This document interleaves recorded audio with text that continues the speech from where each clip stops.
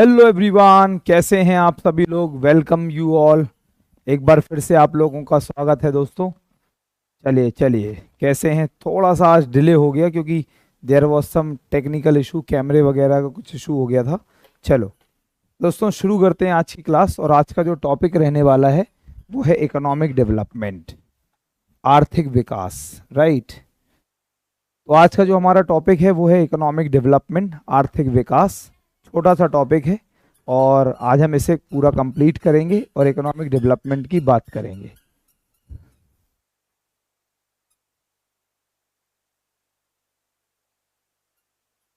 चलिए दोस्तों, शुरू करते हैं। Just give me.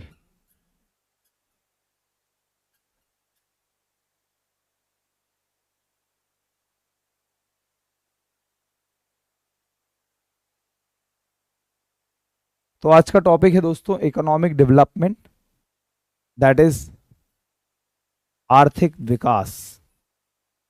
जरा बात करते हैं इकोनॉमिक डेवलपमेंट की, आर्थिक विकास की। तो जल्दी से पहले ये बताइए, क्या आप लोगों ने नोट कर लिया है आज ये पूरा? क्या सब कुछ नोट हो चुका है या नहीं? आपने ये सब नोट कर लिया होगा बढ़िया से। तो आज हम बात करेंगे इकोनॉमिक डेवलपमेंट, आर्थिक विकास। राइट ना। चलिए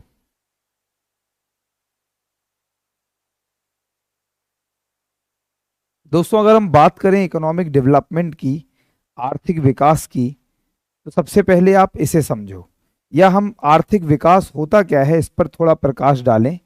कि जब हम बात करते हैं इकोनॉमिक डेवलपमेंट, आर्थिक विकास, इकोनॉमिक डेवलपमेंट, आर्थिक विकास का मतलब क्या है? आर्थिक विकास, आर्थिक विकास से हमारा ये तात्पर्य है, ये हम अपनी ऑलरेडी क्लास में पढ़ चुके हैं कि आर्थिक विकास किसे कहते हैं। तो आर्थिक विकास का मतलब है कि जब हमारे देश में जीडीपी या कह लो राष्ट्रीय आय बढ़े, इसके साथ साथ साथ में देश का सोशल, सामाजिक, साथ में देश का पॉलिटिकल, राजनीतिक, राजनीतिक, साथ में इकोनॉमिकल, तो हो गया ये सोशल पॉलिटिकल। अगर हम बात करें सामाजिक, राजनीतिक, राइट, साथ में लोगों का साइकोलॉजिकल, या हम कह सकते हैं कल्चरल, कल्चरल दोस्तों, अगर सांस्कृतिक, हिंदी में आप इसको कहेंगे सांस्कृतिक। यदि हमारे देश में यदि हमारे देश में राष्ट्रीय आय बढ़ने के साथ साथ देश के लोगों की सामाजिक विकास हो रहा है, राजनीतिक विकास हो रहा है, सांस्कृतिक विकास हो रहा है, क्योंकि ये जो इकोनॉमिक डेवलपमेंट है, आर्थिक विकास, ये क्वांटिटेटिव के साथ साथ क्वालिटेटिव भी है।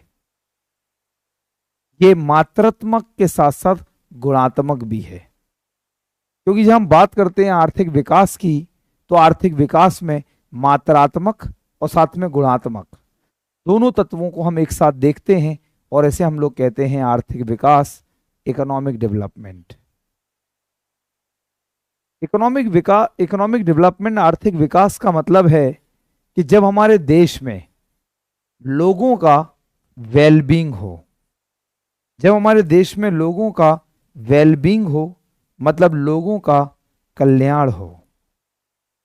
अगर हमारे देश में लोगों का मतलब देश में जीडीपी, नेशनल इनकम, प्रति व्यक्ति आय बढ़ने के साथ साथ यदि हमारे देश के लोगों का कल्याण बढ़ रहा है, कल्याण हो रहा है, अगर हमारे देश में लोग लिटरेट हो रहे हैं, लोग लिटरेट हो रहे हैं, साक्षर हो रहे हैं, अगर हमारे देश के लोगों को, अगर हमारे देश के लोगों का जीवन स्तर, जीवन स्तर सुधर रहा है। लिविंग स्टाइल, लिविंग लाइक अगर हम कहें लिविंग स्टाइल या way of living, living standard, जीवन स्तर सुधर रहा है। अगर हमारे देश के लोगों को good quality education, good quality education, अगर हमारे देश के लोगों को अच्छी गुणवत्ता वाली शिक्षा प्राप्त हो रही है, अगर हमारे देश के लोगों को गुड क्वालिटी हेल्थ केयर, अगर हमारे देश के लोगों का एक अच्छी गुणवत्ता वाला स्वास्थ्य देखभाल हो रहा है, यदि हमारे देश में पर्यावरणीय पर्यावरणीय सतत, अगर हमारा देश पर्यावरणीय सतत है, मतलब एनवायरमेंटली सस्टेनेबल है, अर्थात हमारे देश में कार्बन एमिशन कम है, इन सारी चीजों को दोस्तों हम कहेंगे इकोनॉमिक डेवलपमेंट। आर्थिक विकास एक बड़ा व्यापक शब्द है, ये एक बड़ा बहुआयामी विषय है जिसे हम कहते हैं आर्थिक विकास। तो जब हम बात करते हैं आर्थिक विकास की, इकोनॉमिक डेवलपमेंट की, तो ये अपने आप में एक व्यापक विषय बन जाता है। This is called the economic development.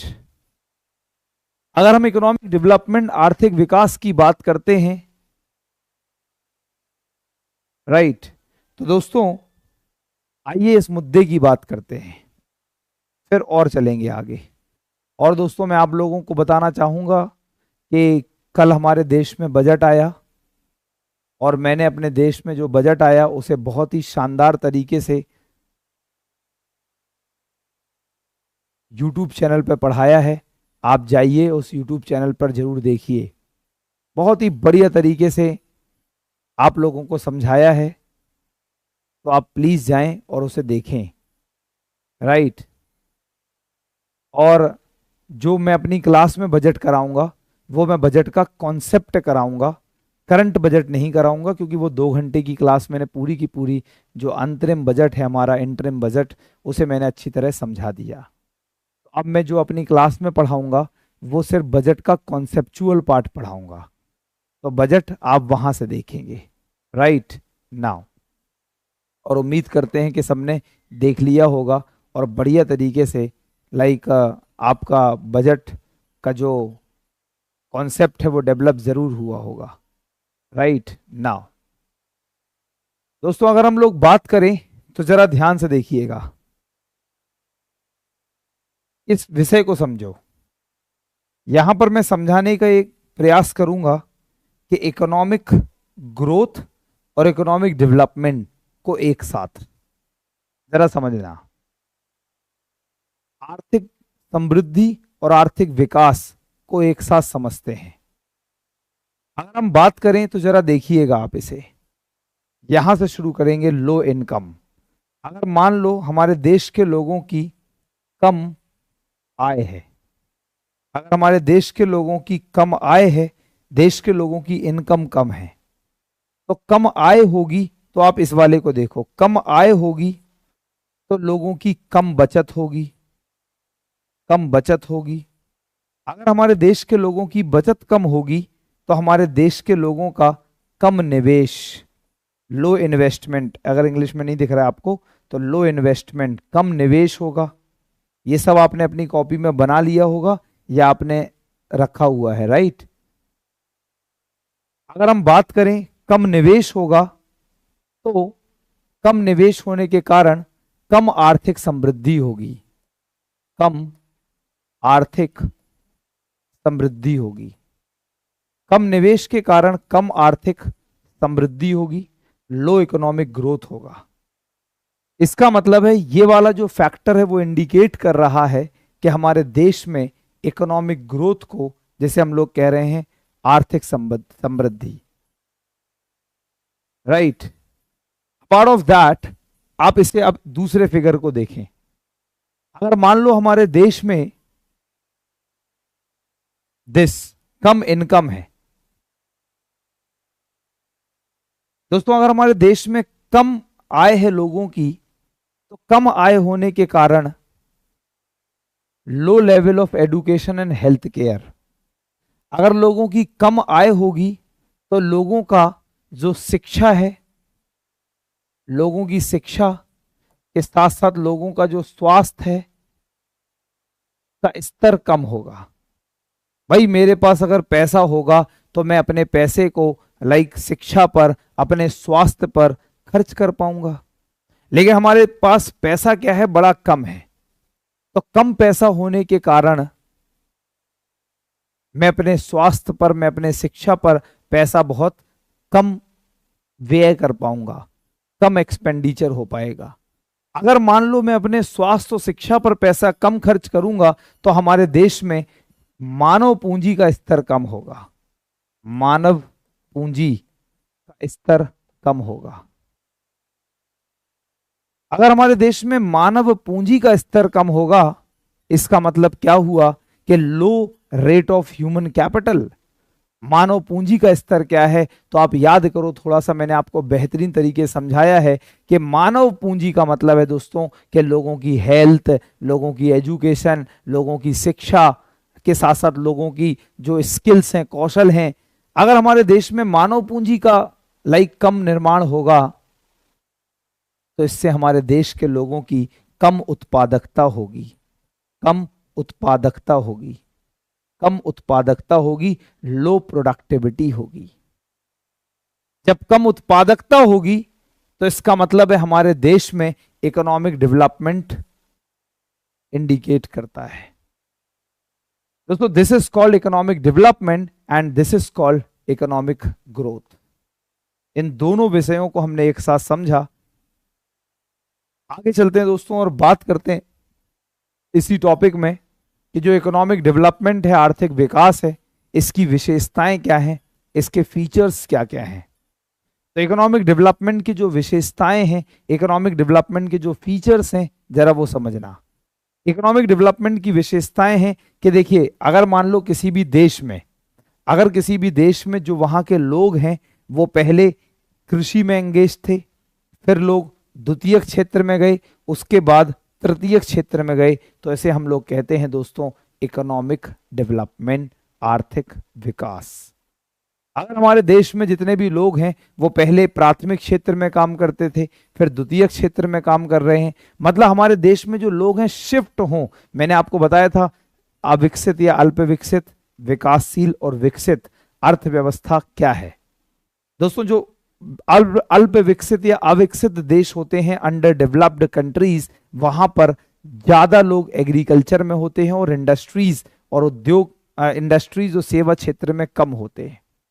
तो अगर कोई भी देश अल्प विकसित से विकासशील और फिर विकसित पर जाना चाह रहा है, जैसे हमारे मोदी सरकार ने कल अपने बजट में कहा कि 2047 तक भारत की अर्थव्यवस्था एक विकसित देशों की अर्थव्यवस्था में जाएगी और भारत एक विकसित देश बन जाएगा। तो जब 2047 में हम विकसित बनेंगे तो इसका मतलब यह है कि हमारे देश में इकोनॉमिक डेवलपमेंट हो जाएगा। इसका मतलब है हमारा देश कृषि से शिफ्ट होकर इंडस्ट्रीज से शिफ्ट होकर सर्विसेज की ओर जा रहा है। तो this is called the economic development की एक विशेषता। अगर हम इकोनॉमिक डेवलपमेंट की बात करते हैं तो इसका मतलब मैंने थोड़ी देर पहले बताया कि इकोनॉमिक डेवलपमेंट में स्टैंडर्ड ऑफ लिविंग अगर बढ़े, मैंने बताया अगर हमारे पास एक अच्छी क्वालिटी हेल्थ केयर है तो इसे भी इकोनॉमिक डेवलपमेंट कहेंगे। मैंने कहा इकोनॉमिक डेवलपमेंट का मतलब है कि गुड क्वालिटी हाउसिंग भी देश में होना चाहिए, लोगों के पास एक अच्छे घरों का प्रबंध होना चाहिए, आवास, एकेडमिक लेवल, लोगों के शिक्षा का स्तर बढ़ना चाहिए, इंटरनेट एक्सेस होना चाहिए, इंफ्रास्ट्रक्चर डेवलप होना चाहिए और लिटरेसी रेट, देश में साक्षरता दर होना चाहिए। इसे हम बोलते हैं देश का इकोनॉमिक डेवलपमेंट, आर्थिक विकास। दोस्तों आर्थिक विकास की जब हम बात करते हैं तो ये तो समझ में आ गया कि आर्थिक विकास है क्या। अब मेंस में कई सारे क्वेश्चंस बनते हैं दोस्तों। अगर हम बात करें कि आर्थिक विकास के फैक्टर्स कौन कौन से होते हैं, इन शॉर्ट कि किसी भी देश में आर्थिक विकास को करने वाले कौन कौन से कारक होते हैं, राइट। आर्थिक विकास को करने वाले कौन कौन से कारक होते हैं। अगर हम बात करें दोस्तों आर्थिक विकास के कौन कौन से कारक होंगे, तो जरा ध्यान सुनना। थैंक यू यार आलोक। अगर ध्यान सुनना, आर्थिक विकास के कौन कौन से कारक मतलब ऐसे कौन कौन सी चीजें हैं जो देश को आर्थिक विकास की ओर ले जाएंगी। तो ऐसी कौन कौन सी चीजें हैं दोस्तों, पॉलिटिकल स्टेबिलिटी, राजनीतिक स्थिरता। अगर किसी भी देश में राजनीतिक रूप से स्थिरता है तो वो देश गारंटेड इकोनॉमिक डेवलपमेंट की ओर बढ़ेगा। बताइए क्या बात समझ में आई या नहीं आई। कि अगर मान लो किसी भी देश में इकोनॉमिक पॉलिटिकल स्टेबिलिटी है, राजनीतिक स्थिरता है, तो क्या वो देश लाइक डेवलपमेंट की ओर बढ़ रहा है या नहीं, राइट। जल्दी से बताएं आप लोग।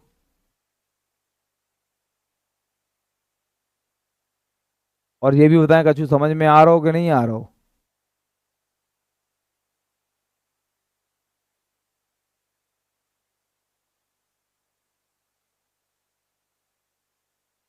तो this is the very first indicator of economic development, right. अगर हम लोग बात करते हैं तो किसी भी देश में, अगर मान लो किसी भी देश में अगर इंफ्रास्ट्रक्चर डेवलप होगा तो हम कहेंगे देश इकोनॉमिक डेवलपमेंट में है। अगर हम कहते हैं किसी भी देश में शिक्षा का स्तर बढ़ता है तो वो भी इकोनॉमिक डेवलपमेंट की ओर इंडिकेट करता है। अगर हम कहेंगे किसी भी देश में राष्ट्रीय आय बढ़े, प्रति व्यक्ति आय बढ़े, तो वो भी इकोनॉमिक डेवलपमेंट है। अगर हम कहेंगे किसी भी देश की पीपीपी, परचेजिंग पावर पैरिटी, तो वो भी इकोनॉमिक डेवलपमेंट का एक फैक्टर है। दोस्तों एक शब्द होता है ग्रीन जीडीपी, आइए सुनिए। एक शब्द होता है जैसे हम लोग कहते हैं green GDP. Now what it is, green GDP क्या है, ध्यान से सुनेंगे। ग्रीन जीडीपी का मतलब है कि जब हम जीडीपी कैलकुलेट करें और उससे माइनस कर दें, please focus, what is green GDP. तो ग्रीन जीडीपी का मतलब है, अगर हम जीडीपी की बात करें, ग्रॉस डोमेस्टिक प्रोडक्ट, और ग्रॉस डोमेस्टिक प्रोडक्ट में हम बात ये करें कि अच्छा एक बात मुझे बताओ, आप सभी लोग जरा ध्यान सुनिएगा और एक बात मुझे जरूर बताइएगा कि अगर हम जब जीडीपी का उत्पादन करते हैं, जब जीडीपी की बात करते हैं, तो जब हमने अपने पूरे देश में उत्पादन किया, प्रोडक्शन किया,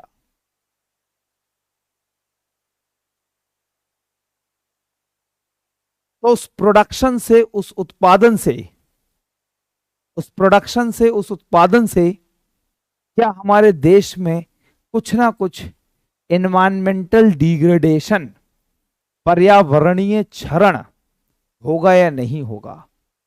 जब हमारे देश में कुल उत्पादन होगा, टोटल प्रोडक्शन होगा, तो क्या उस टोटल प्रोडक्शन, कुल उत्पादन से देश में कुछ ना कुछ, हमारे देश में एनवायरमेंटल मतलब पॉल्यूशन क्रिएट होगा, एनवायरमेंटल डिग्रेडेशन होगा या नहीं होगा, होगा।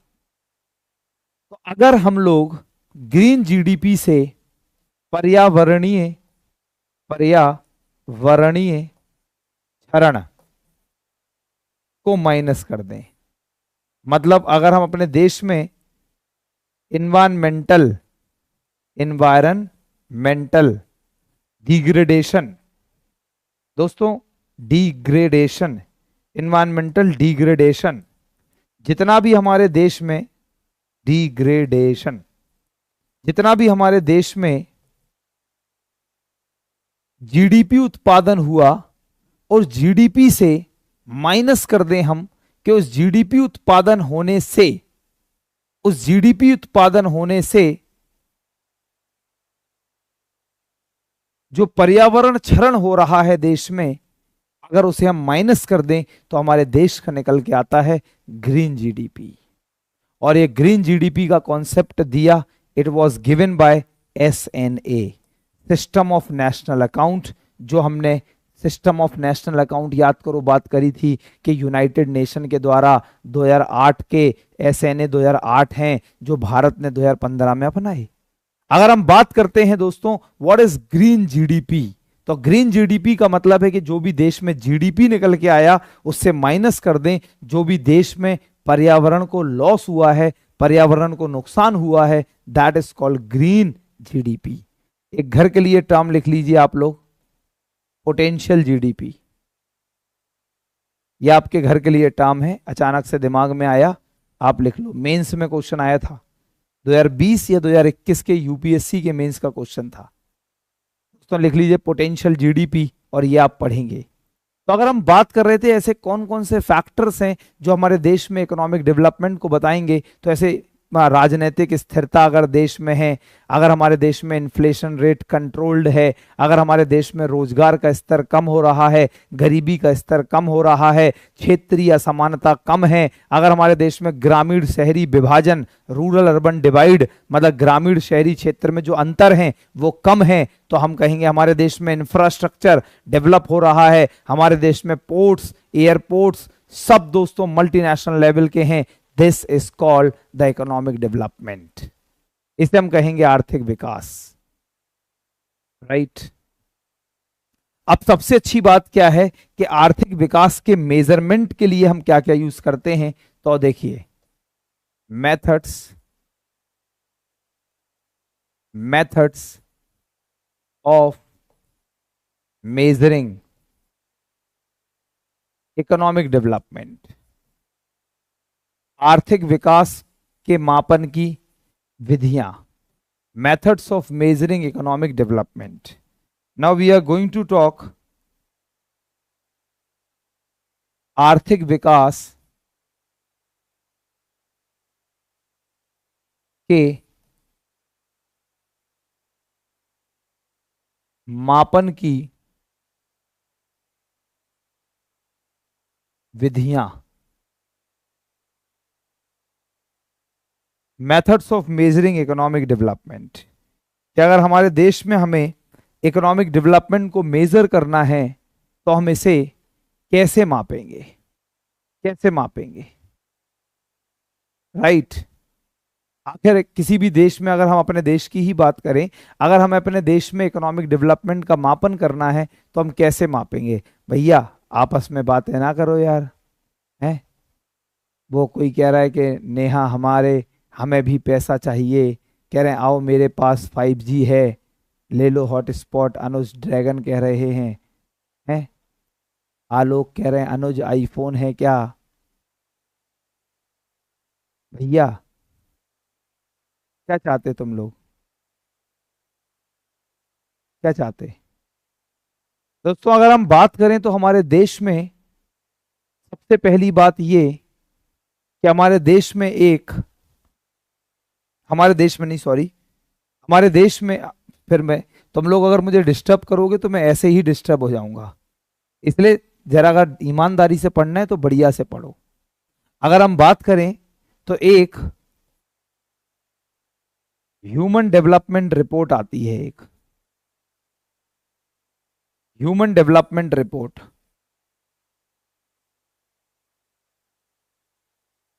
ह्यूमन डेवलपमेंट रिपोर्ट मानव विकास रिपोर्ट, ह्यूमन डेवलपमेंट रिपोर्ट, मानव विकास रिपोर्ट।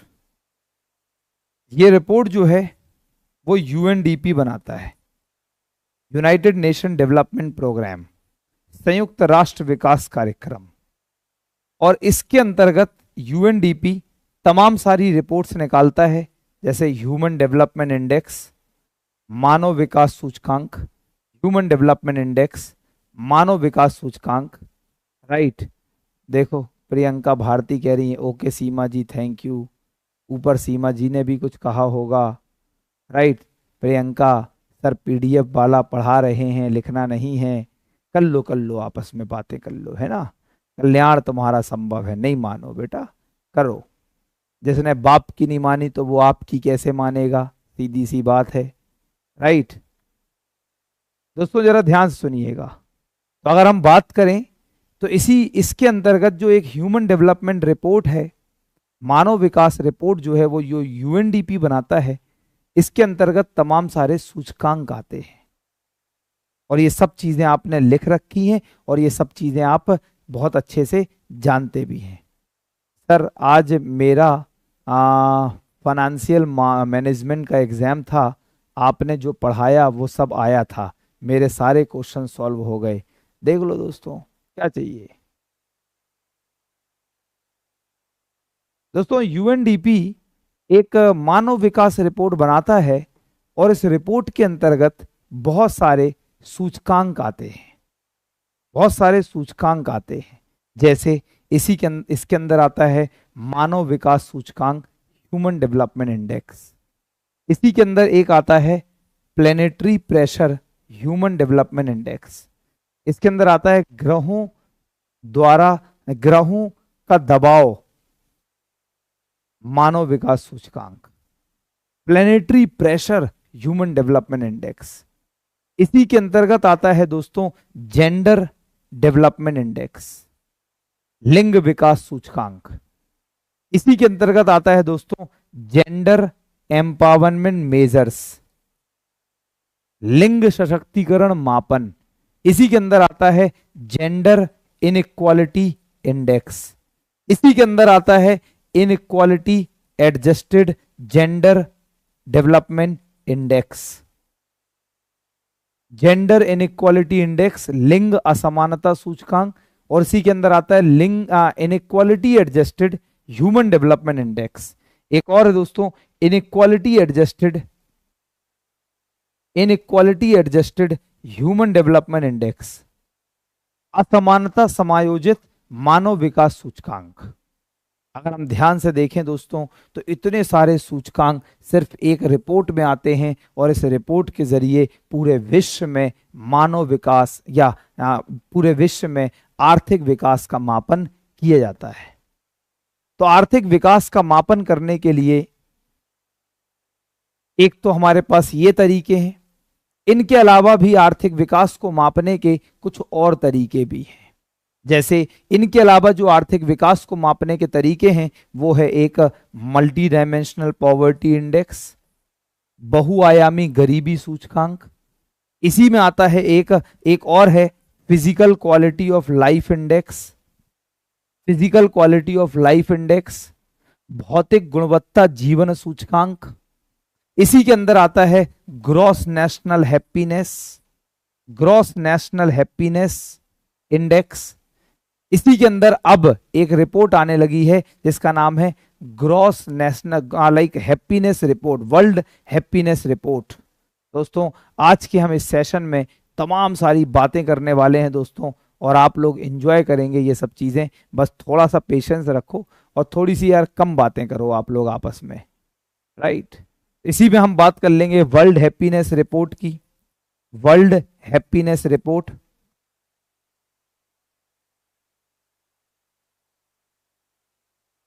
क्या कुछ समझ में आ रहा है?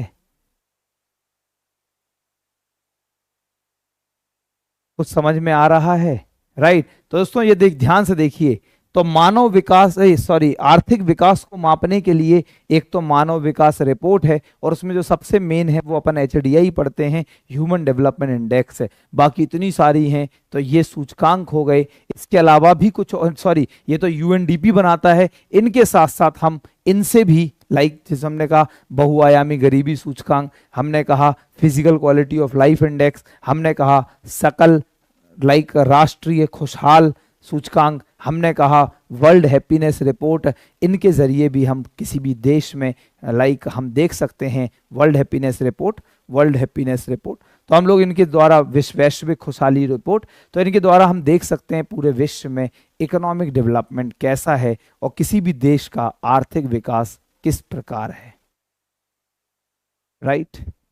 चलिए दोस्तों, तो सबसे पहले हम यहां से शुरू करेंगे अपनी क्लास में और बात करते हैं हम लोग अपनी क्लास में ह्यूमन डेवलपमेंट इंडेक्स, मानव विकास सूचकांक। आपने ऑलरेडी सब लिख रखा है, आपको सिर्फ आज की क्लास में सुनना है और बस मुझे समझाना है, बाकी आप लोग सब समझ लिए, राइट। तो अगर हम लोग बात करें, योगेश मिश्रा क्या कह रहे हैं, क्या कह रहे हैं आप कि सर प्लीज फैक्टर के सभी पॉइंट समझा दीजिए प्लीज।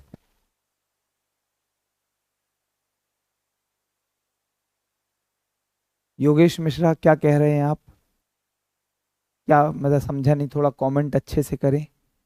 योगेश मिश्रा जी कह रहे हैं कि सर प्लीज फैक्टर के सभी पॉइंट समझा दीजिए प्लीज। तो फैक्टर के सभी पॉइंट क्या समझाएं दोस्तों, जो आप लोगों के लिए जो मैंने बताए थे यहां पर, जब मैंने इकोनॉमिक डेवलपमेंट शुरू किया तो यही तो है दोस्तों इकोनॉमिक डेवलपमेंट के फैक्टर, योगेश साहब, राइट। यही तो है भाई साहब फैक्टर के सभी पॉइंट, राइट। यही तो है फैक्टर के सभी पॉइंट।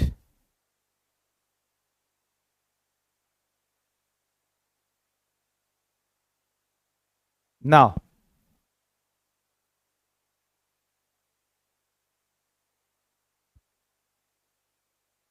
आइए दोस्तों बात करते हैं ह्यूमन डेवलपमेंट इंडेक्स की, मानव विकास सूचकांक की।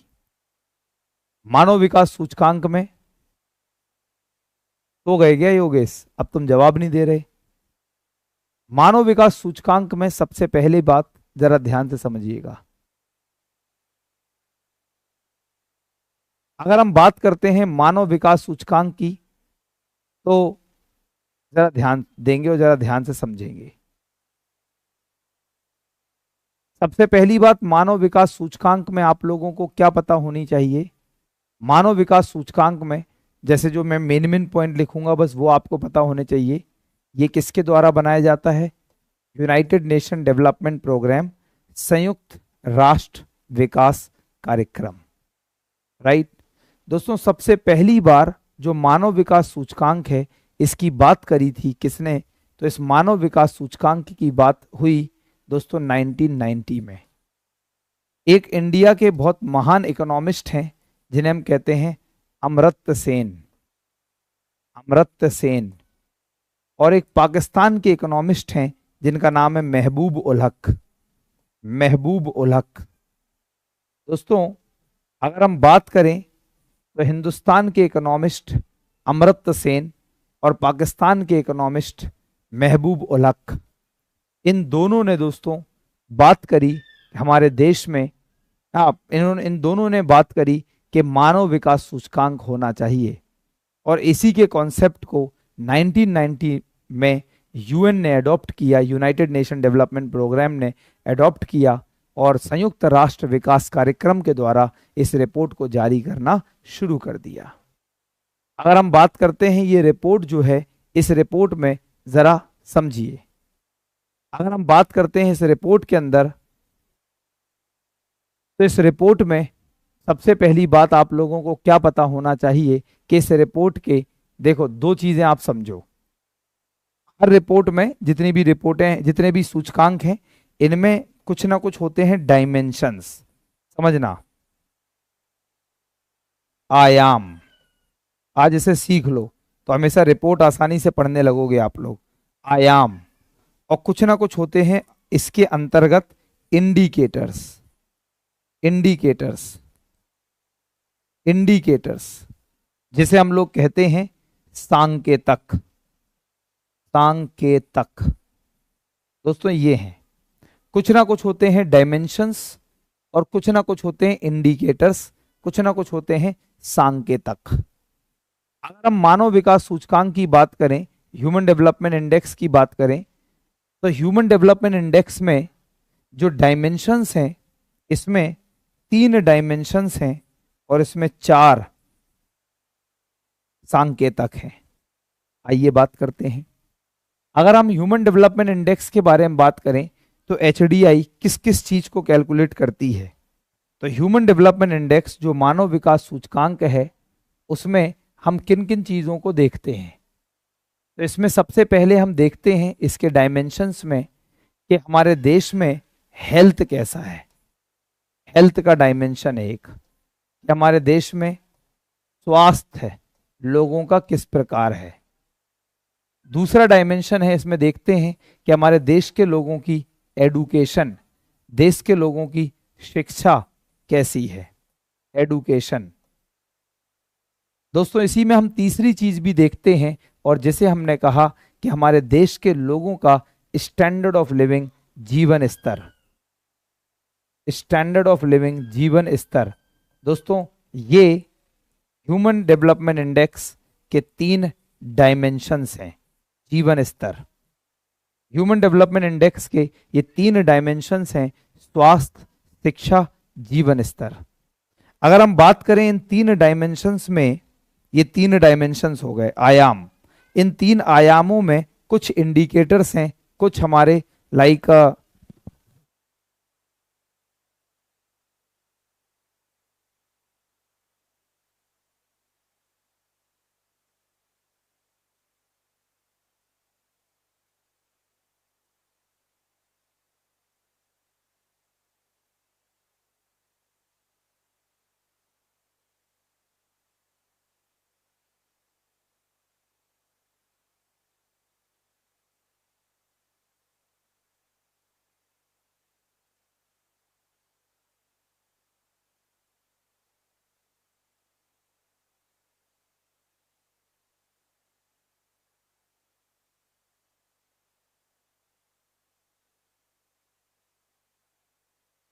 Sorry sorry sorry sorry sorry sorry sorry, now the voice is okay.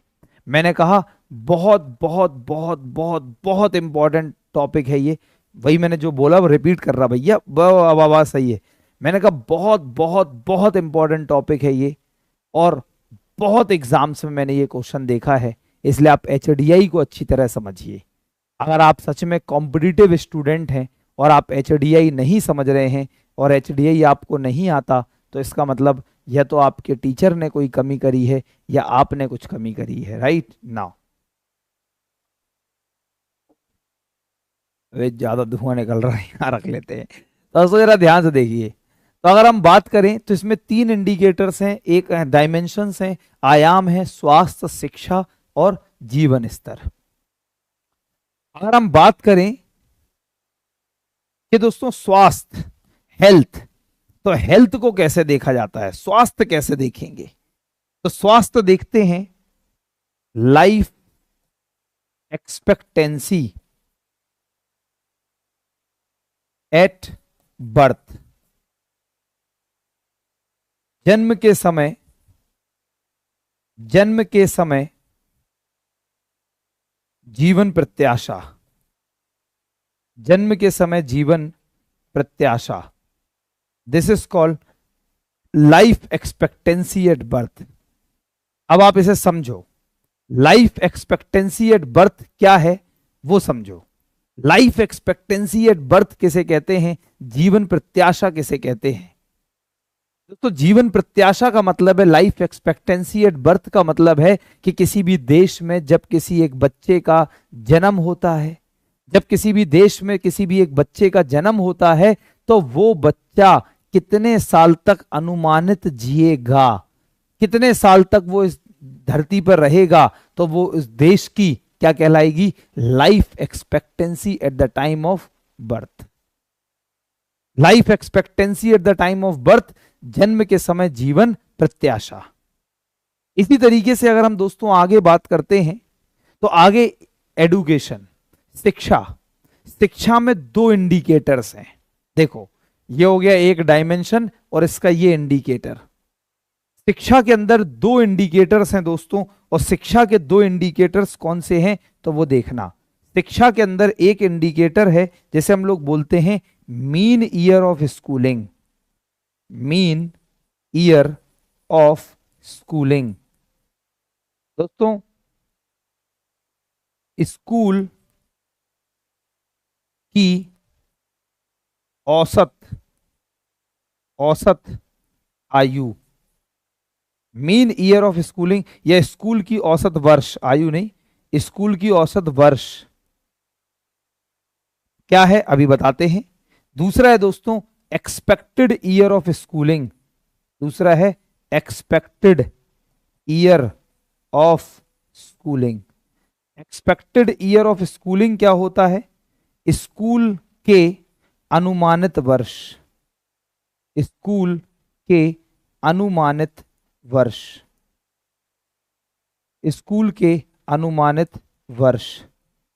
दोस्तों एक्सपेक्टेड ईयर ऑफ स्कूलिंग, ये दो चीजें होती हैं इसमें, मीन ईयर ऑफ स्कूलिंग और एक्सपेक्टेड ईयर ऑफ स्कूलिंग।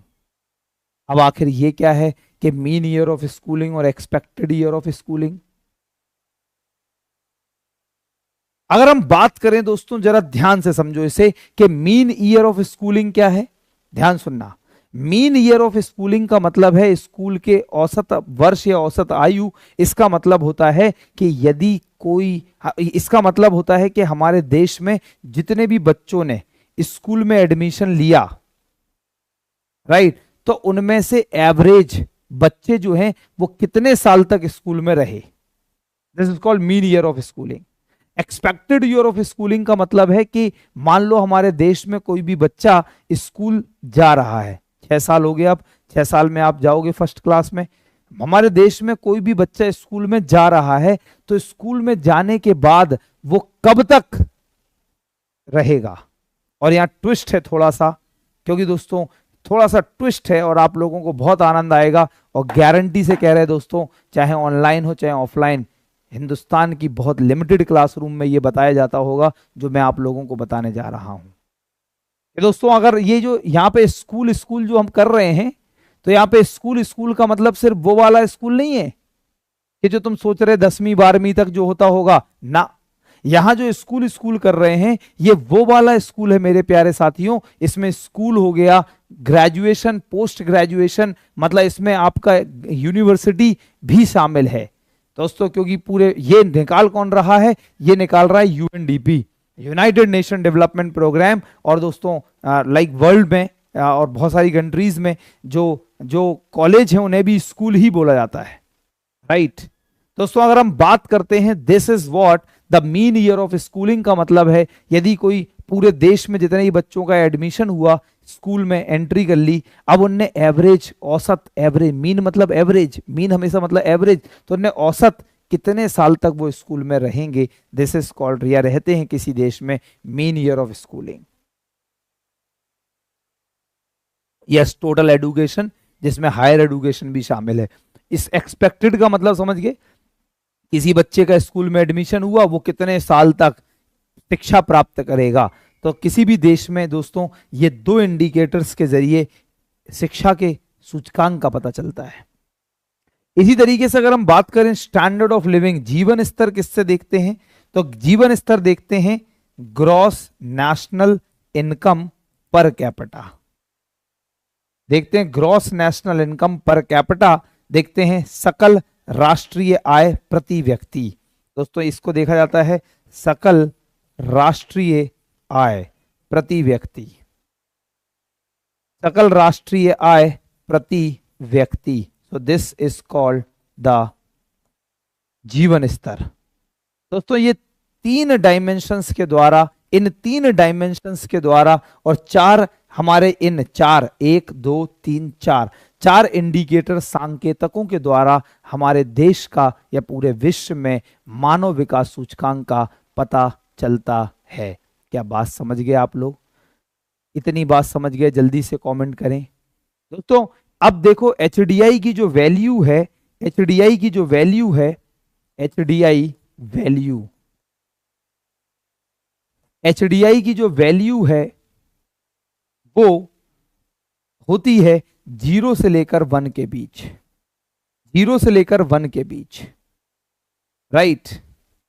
अगर मान लो एचडीआई की जो वैल्यू है वो हमेशा 0 से 1 के बीच होती है, तो किसी भी कंट्री की वैल्यू 0 के करीब है तो लो एचडीआई माना जाता है, और 0 के आगे है तो दोस्तों अगर 1 के आसपास है तो उसे हाई एचडीआई माना जाता है, राइट, उसे हाई एचडीआई माना जाता है। अगर हम लोग बात करें दोस्तों, क्योंकि हम लोग डिस्कशन कर रहे हैं, जरा ध्यान से सुनेंगे, अब बहुत ही इंटरेस्टिंग बात चलेगी। हम बात करते हैं दोस्तों अब ह्यूमन डेवलपमेंट रिपोर्ट 2021-22 की, राइट। ह्यूमन डेवलपमेंट रिपोर्ट 2021-22 की अगर हम बात करें तो आइए दोस्तों ह्यूमन डेवलपमेंट इंडेक्स 2021 2022। जो latest and last human development index आया 2021-22, उसके बाद 22-23 का अब आएगा 24 में, राइट। तो ये बिल्कुल latest and recent human development index है, राइट। जस्ट आप लोग मुझे 2 मिनट दे दो, मैं 2 मिनट में आया। थोड़ा सा इंपॉर्टेंट काम है, 2 मिनट दे दो आप। क्या मैं 2 मिनट के लिए जा सकता हूँ? सिर्फ 2 मिनट मैक्सिमम, बस I am just coming, right, just coming in 2 minutes. तो होल्ड ऑन, फिर हम लोग दोस्तों करंट एचडीआई की बात करते हैं और इकोनॉमिक डेवलपमेंट के टॉपिक को आगे बढ़ाते हैं। Just give me 2 minutes right now.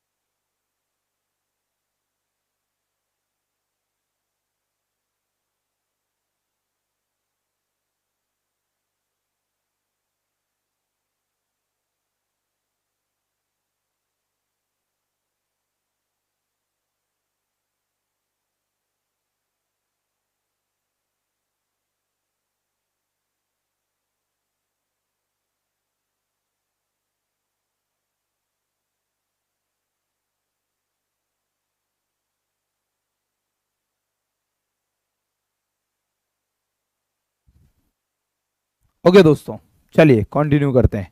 तो अगर हम बात करें तो हम लोग डिस्कशन कर रहे थे, चलिए आपस में बातें हो गई हो तो अब वापस आ जाइए। तो हम बात कर रहे थे ह्यूमन डेवलपमेंट इंडेक्स, करंट वाली जो ह्यूमन डेवलपमेंट रिपोर्ट आई है उसके बारे में चलिए डिस्कशन करते हैं और बात करते हैं। चलिए ध्यान से सुनना। अगर हम बात करें जो latest and last human development index की जो है अपने पास, तो वो है 21-22।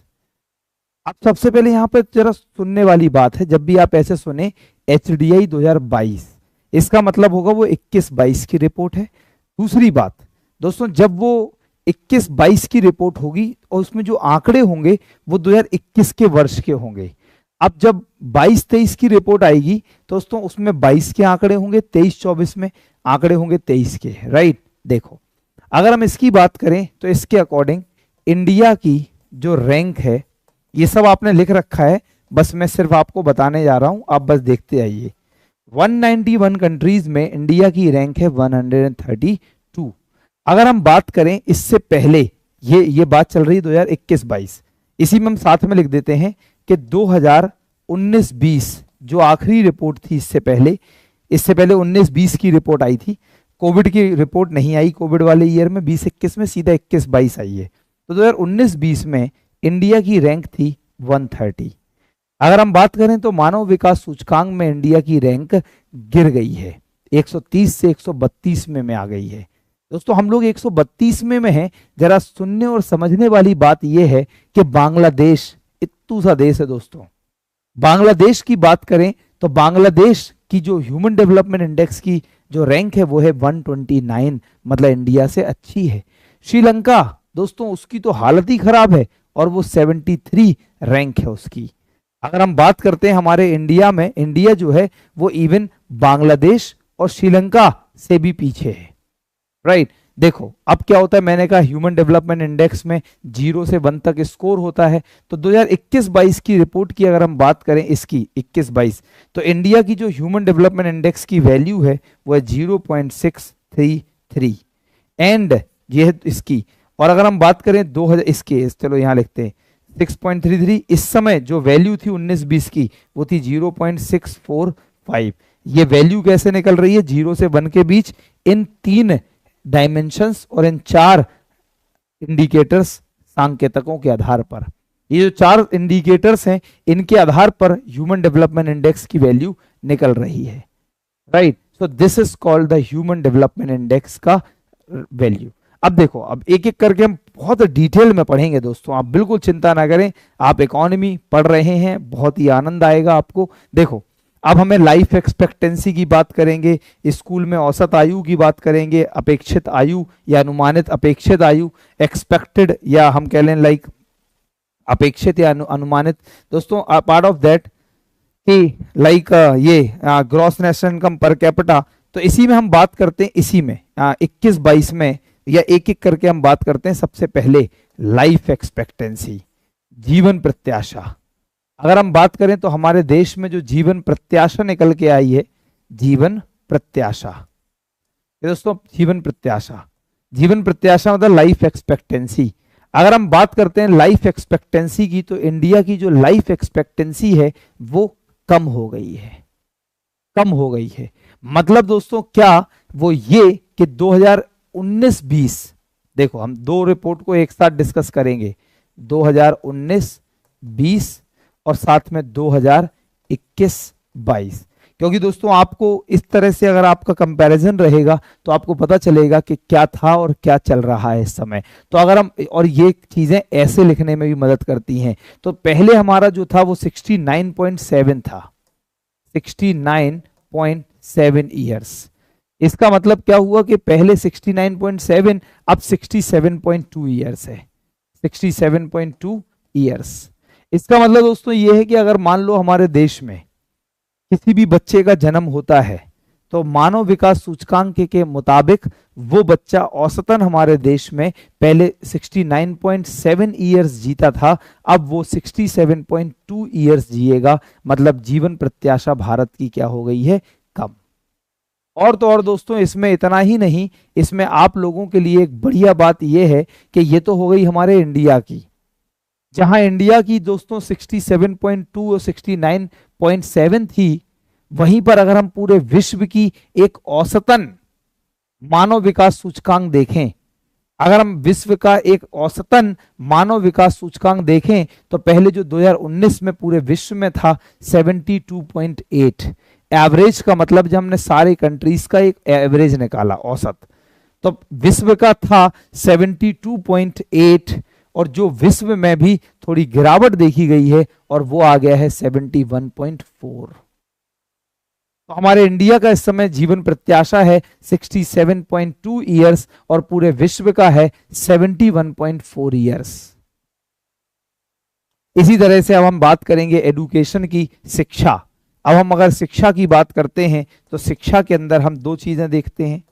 एक हम बात कर लेते हैं यहां पर शिक्षा के अंदर दोस्तों के मीन, औसत वाली बात, मीन ईयर ऑफ स्कूलिंग, औसत स्कूलिंग आयु, और यहां पर हम बात कर लेते हैं एक्सपेक्टेड, अपेक्षित, अपेक्षित आयु के एक बच्चे का जब लाइक वो एडमिशन मिला तो वो कितने साल तक शिक्षा ग्रहण करता रहेगा।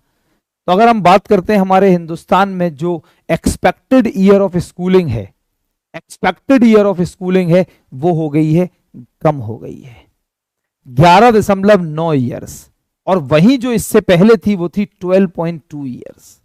तो हमारे इंडिया में ये 2019-20 में 12.2 ईयर्स थी और अब हमारे देश में ये हो गई 11.9 ईयर्स। इसका मतलब हमारे देश में अगर आज कोई भी बच्चा, sorry this is expected, like 11.9 years, और पहले अगर हम बात करें 11.9 और जो मैं ब्रैकेट में लिख रहा हूं वो पहले की बात कर रहे हैं 12.2 ईयर्स। हमारे देश में जो बच्चे अगर स्कूल में एडमिशन लेते थे तो ये अनुमान लगाया जाता था कि इतना करीबन ये 12.2 साल तक स्कूल में रहेंगे, लेकिन अब वो घट के 11.9 ईयर्स आ गई है और ये एक चिंता का विषय है क्योंकि भारत का इसीलिए 0.645 स्कोर से 0.633 घट गया है। अगर मीन ईयर ऑफ स्कूलिंग की बात करें तो जो मीन ईयर ऑफ स्कूलिंग है वो पहले 6.5 ईयर्स थी, लेकिन इसमें थोड़ी बढ़ोतरी देखी गई दोस्तों और ये हो गई 6.7 ईयर्स। मतलब मीन ईयर ऑफ स्कूलिंग की बात करें तो पहले 6.5 था, अब 6.7 ईयर्स हो गया है। मतलब इतना भी खुश नहीं होना, ब्रैकेट में इसका मतलब मैं जब भी मैं ब्रैकेट में लिखता हूं तो वो पुरानी वैल्यू होती है, ये हमारा तरीका है लिखने का। तो दोस्तों दिस इज कॉल्ड औसत आयु। इसका मतलब हमारे इंडिया में जितने बच्चों ने एडमिशन लिया, जितने बच्चे स्कूल गए, तो औसत उसमें दोस्तों 6.5 ईयर्स तक स्कूल में रहते थे। अब दोस्तों जो स्कूल में ड्रॉप आउट, ये मीन ईयर का मतलब बताता है ड्रॉप आउट। मान लो कोई बंदे ने 9वीं करके निकल लिया, पढ़ाई छोड़ दी, किसी ने 10वीं करके पढ़ाई छोड़ दी, किसी ने 7वीं करके पढ़ाई छोड़ दी, किसी ने बीए फर्स्ट ईयर करके पढ़ाई छोड़ दी। तो दोस्तों ऐसे करके पूरे इंडिया के जब बच्चों का हम औसत निकालते हैं तो वो ये निकलता है। तो जिसको जो लोग कह रहे थे, एक दो बच्चे मैंने उनका कमेंट पढ़ा था कि सर स्कूल वाला या शिक्षा वाला समझ में नहीं आया, क्या अब तो आ गया? भाई एक्सपेक्टेड तो समझ में आ ही रहा है कि अगर एडमिशन हुआ तो वो कितने साल तक रहेगा। मीन भी समझ में आ गया, तो मीन का मतलब क्या हुआ दोस्तों? अगर किसी बच्चे पूरे इंडिया में जितने हमारे इंडिया में लाइक बच्चे हैं, जितने हमारे इंडिया में बच्चे रहे हैं, वो कितने लाइक औसत सभी बच्चे कितने साल तक स्कूल में रहे हैं टिल ड्रॉप आउट, जब तक उनने छोड़ा नहीं है। इसी तरह से अगर हम बात करते हैं हमारे देश की, तीसरा सूचकांक है ग्रॉस नेशनल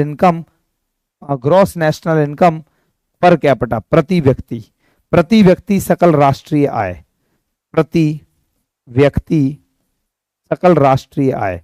तो जो प्रति व्यक्ति सकल राष्ट्रीय आय है वो दोस्तों अगर हम बात करें तो यूएनडीपी के एचडीआई ने कहा कि भारत में जो प्रति व्यक्ति सकल लाइक राष्ट्रीय आय है वो है $6,590। दोस्तों $6,590। दोस्तों this is called the human development index, और मैं उम्मीद कर रहा हूं दोस्तों ह्यूमन डेवलपमेंट इंडेक्स मानव विकास सूचकांक आपको समझ में आ गया है। अगर हम इंडिया के नेबरिंग कंट्री की बात करें तो मैंने कहा श्रीलंका 73rd रैंक पर है, चाइना दोस्तों 79th रैंक पर है, बांग्लादेश 129th रैंक पर है, इंडिया से तब भी आगे है, भूटान 127 में रैंक पर है, और तो और दोस्तों जो पाकिस्तान है वो हमसे 161वें रैंक पर है, मतलब वो हमसे थोड़ा पीछे है। नेपाल हमसे पीछे है, 143वीं रैंक है। जो हमारा पड़ोसी देश है म्यांमार दोस्तों वो भी 149वीं रैंक पर है। तो अगर हम बात करें पाकिस्तान, नेपाल और म्यांमार, इन तीनों के पड़ोसी देश, देखो कई बार मेंस में क्वेश्चन आता है कि भारत को पड़ोसी देश के साथ संबंध इसका जोड़िए, तो आप इस तरह से आपको पता होना चाहिए, राइट। तो ये आपको पता होना चाहिए।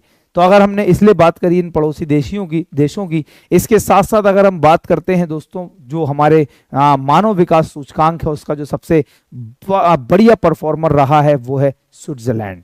स्विट्जरलैंड सबसे नंबर 1 पर है, जहां इंडिया की एचडीआई की वैल्यू 0.63333 है, वहां पर इसकी वैल्यू 0.962।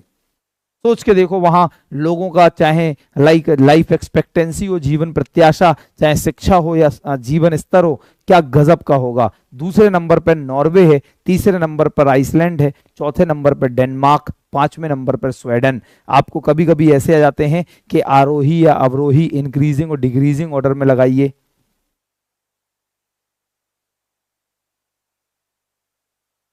दोस्तों ये हमने बात करी पूरा का पूरा एचडीआई के बारे में, राइट। तो टॉप कंट्री याद रखना हमारा क्या है एचडीआई में, स्विट्जरलैंड, दूसरे नंबर पे नॉर्वे, तीसरे नंबर पर आइसलैंड है, चौथे नंबर पर अगर हम बात करते हैं तो दोस्तों आइसलैंड के बाद आता है डेनमार्क और फिर आता है Sweden.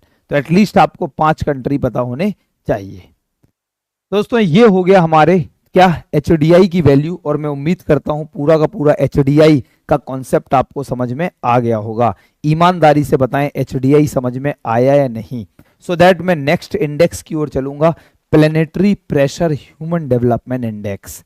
Planetary pressure human development index, sir एक एग्जाम्पल से एचडीआई इंडेक्स निकालना सिखा दीजिए। निरूपम श्रीवास्तवा, क्या करेगा भाई, क्या क्या करेगा, क्या एग्जाम्पल दूं मैं तुझे भाई। इतना तो तूने सीख लिया कि 3 डायमेंशंस हैं, 4 इंडिकेटर्स हैं, पेपर में आता है इनमें से कौन सा एचडीआई का इंडिकेटर है, कौन सा इंडिकेटर नहीं है ना। अगर हम बात करें दोस्तों जो नेक्स्ट हम लोग इंडेक्स डिस्कस करने जा रहे हैं वो रिसेंटली ऐड हुआ एचडीआर ह्यूमन डेवलपमेंट रिपोर्ट में, पहले वो नहीं आता था, राइट नाउ। दोस्तों अगर हम लोग बात करें तो जरा ध्यान से समझिएगा, तो नेक्स्ट इंडेक्स की हम बात कर रहे हैं। ये सब आप लोगों ने लिख रखा है, जल्दी से मुझे बताइए क्या लिख रखा है या नहीं लिख रखा, कमेंट करिए जल्दी से। अब हम लोग बात करने जा रहे हैं planetary pressure adjusted human development index. हम बात करने जा रहे हैं planetary pressure adjusted human development index, right. ग्रहों के दबाव, ग्रहों के दबाव समायोजित, ग्रहों के दबाव समायोजित मानव विकास सूचकांक। दोस्तों ये planetary pressure human development index क्या है तो वो समझें। अगर हम बात करें planetary pressure human development index की, तो ये प्लेनेटरी प्रेशर का मतलब क्या है वो समझें। देखो जब भी वर्ड आ जाए इकोनॉमिक्स में समायोजित, सीखो बेटा, इकोनॉमिक्स का वो क्रक्स सिखा रहे हैं जो बड़े बड़े शिक्षक पढ़ाते पढ़ाते भी नहीं सीख पाए। आज मुखर्जी नगर में 4-5 शिक्षक मिल गए, बात चलने लगी दोस्तों, उनने बताया। तो अगर हम बात करते हैं कि ऐसी इकोनॉमी आपको सिखा रहे हैं, तो बहुत सारे लोगों ने कल मेरा बजट का सेशन देखा होगा, राइट। हर साल ही देखते हैं वैसे तो कल देखा होगा, कह रहे गुरुजी बहुत आनंद आ गया बजट का सेशन, कह रहे मैंने भी देखी आपकी बजट की क्लास, राइट। सो दोस्तों अगर हम बात करें तो व्हाट इट इज वो समझना आप लोग। Planetary pressure adjusted human development index, तो जब भी आपके सामने इकोनॉमिक्स में वर्ड आ जाए एडजस्टेड, जब भी आपके सामने इकोनॉमिक्स में वर्ड आ जाए समायोजित, समायोजित एडजस्टेड, तो जब भी एडजस्टेड वर्ड आ जाए या समायोजित, इसका मतलब समझ लेना माइनस, बस हो गया तुम्हारा काम। इसका मतलब समझ लेना माइनस माइनस। तो अगर हम लोग बात कर रहे हैं यहां पे देखना, अपने आप पढ़ो, planetary pressure adjusted human development index क्या मतलब है? Planetary pressure adjusted human development index का मतलब क्या है? देखो कि हमारे देश में, जब मैंने एक ग्रीन जीडीपी की बात करी आज, तो जब हमारे देश में प्रोडक्शन होता है, जब हमारे देश में उत्पादन होता है, तो उस प्रोडक्शन, उस उत्पादन के लिए, अगर हम प्रोडक्शन की बात करें, उत्पादन की बात करें, तो प्रोडक्शन से क्या हमारे देश में CO2 उत्पादन होता होगा या नहीं? जब हमारे देश में प्रोडक्शन होता है, तो जब HDI की हम बात कर रहे हैं, पूरे देश में HDI, तो क्या हमारे देश में लेवल ऑफ कार्बन डाइऑक्साइड भी होगा या नहीं? लेवल ऑफ CO2, CO2 का स्तर, CO2 का स्तर। दोस्तों क्या हमारे देश में लेवल ऑफ CO2 क्या है? कार्बन एमिशन, जो भी हम CO2 एमिट कर रहे हैं, कार्बन उत्सर्जन कर रहे हैं, इसी में हम बात करते हैं, एक शब्द आता है मटेरियल फुटप्रिंटिंग। मटेरियल फुटप्रिंटिंग, इसको इंग्लिश में और हिंदी में एक ही नाम से जानते हैं। मटेरियल फुटप्रिंटिंग क्या है? What is material footprinting?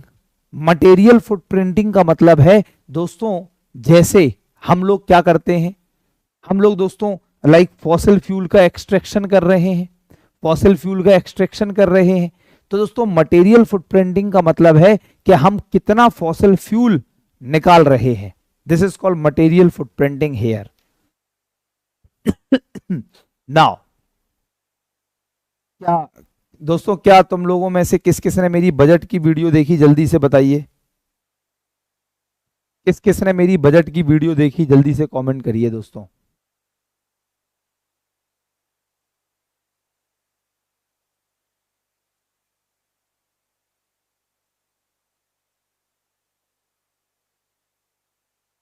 Right, तो जिसने नहीं देखी वो जाके देखेंगे। दोस्तों जरा ध्यान समझो कि लेवल ऑफ CO2, कि हमारे देश में CO2 का उत्सर्जन कितना है। मटेरियल फुटप्रिंटिंग क्या होता है? तो मटेरियल फुटप्रिंटिंग की जब हम बात करते हैं, तो मटेरियल फुटप्रिंटिंग, राइट। दोस्तों जिसने नहीं देखी वो देख लेना, क्योंकि मैं बजट का लाइव, बजट का करंट सेशन नहीं लूंगा अपनी क्लास में, सिर्फ मैं बजट का कॉन्सेप्चुअल पार्ट पढ़ाऊंगा।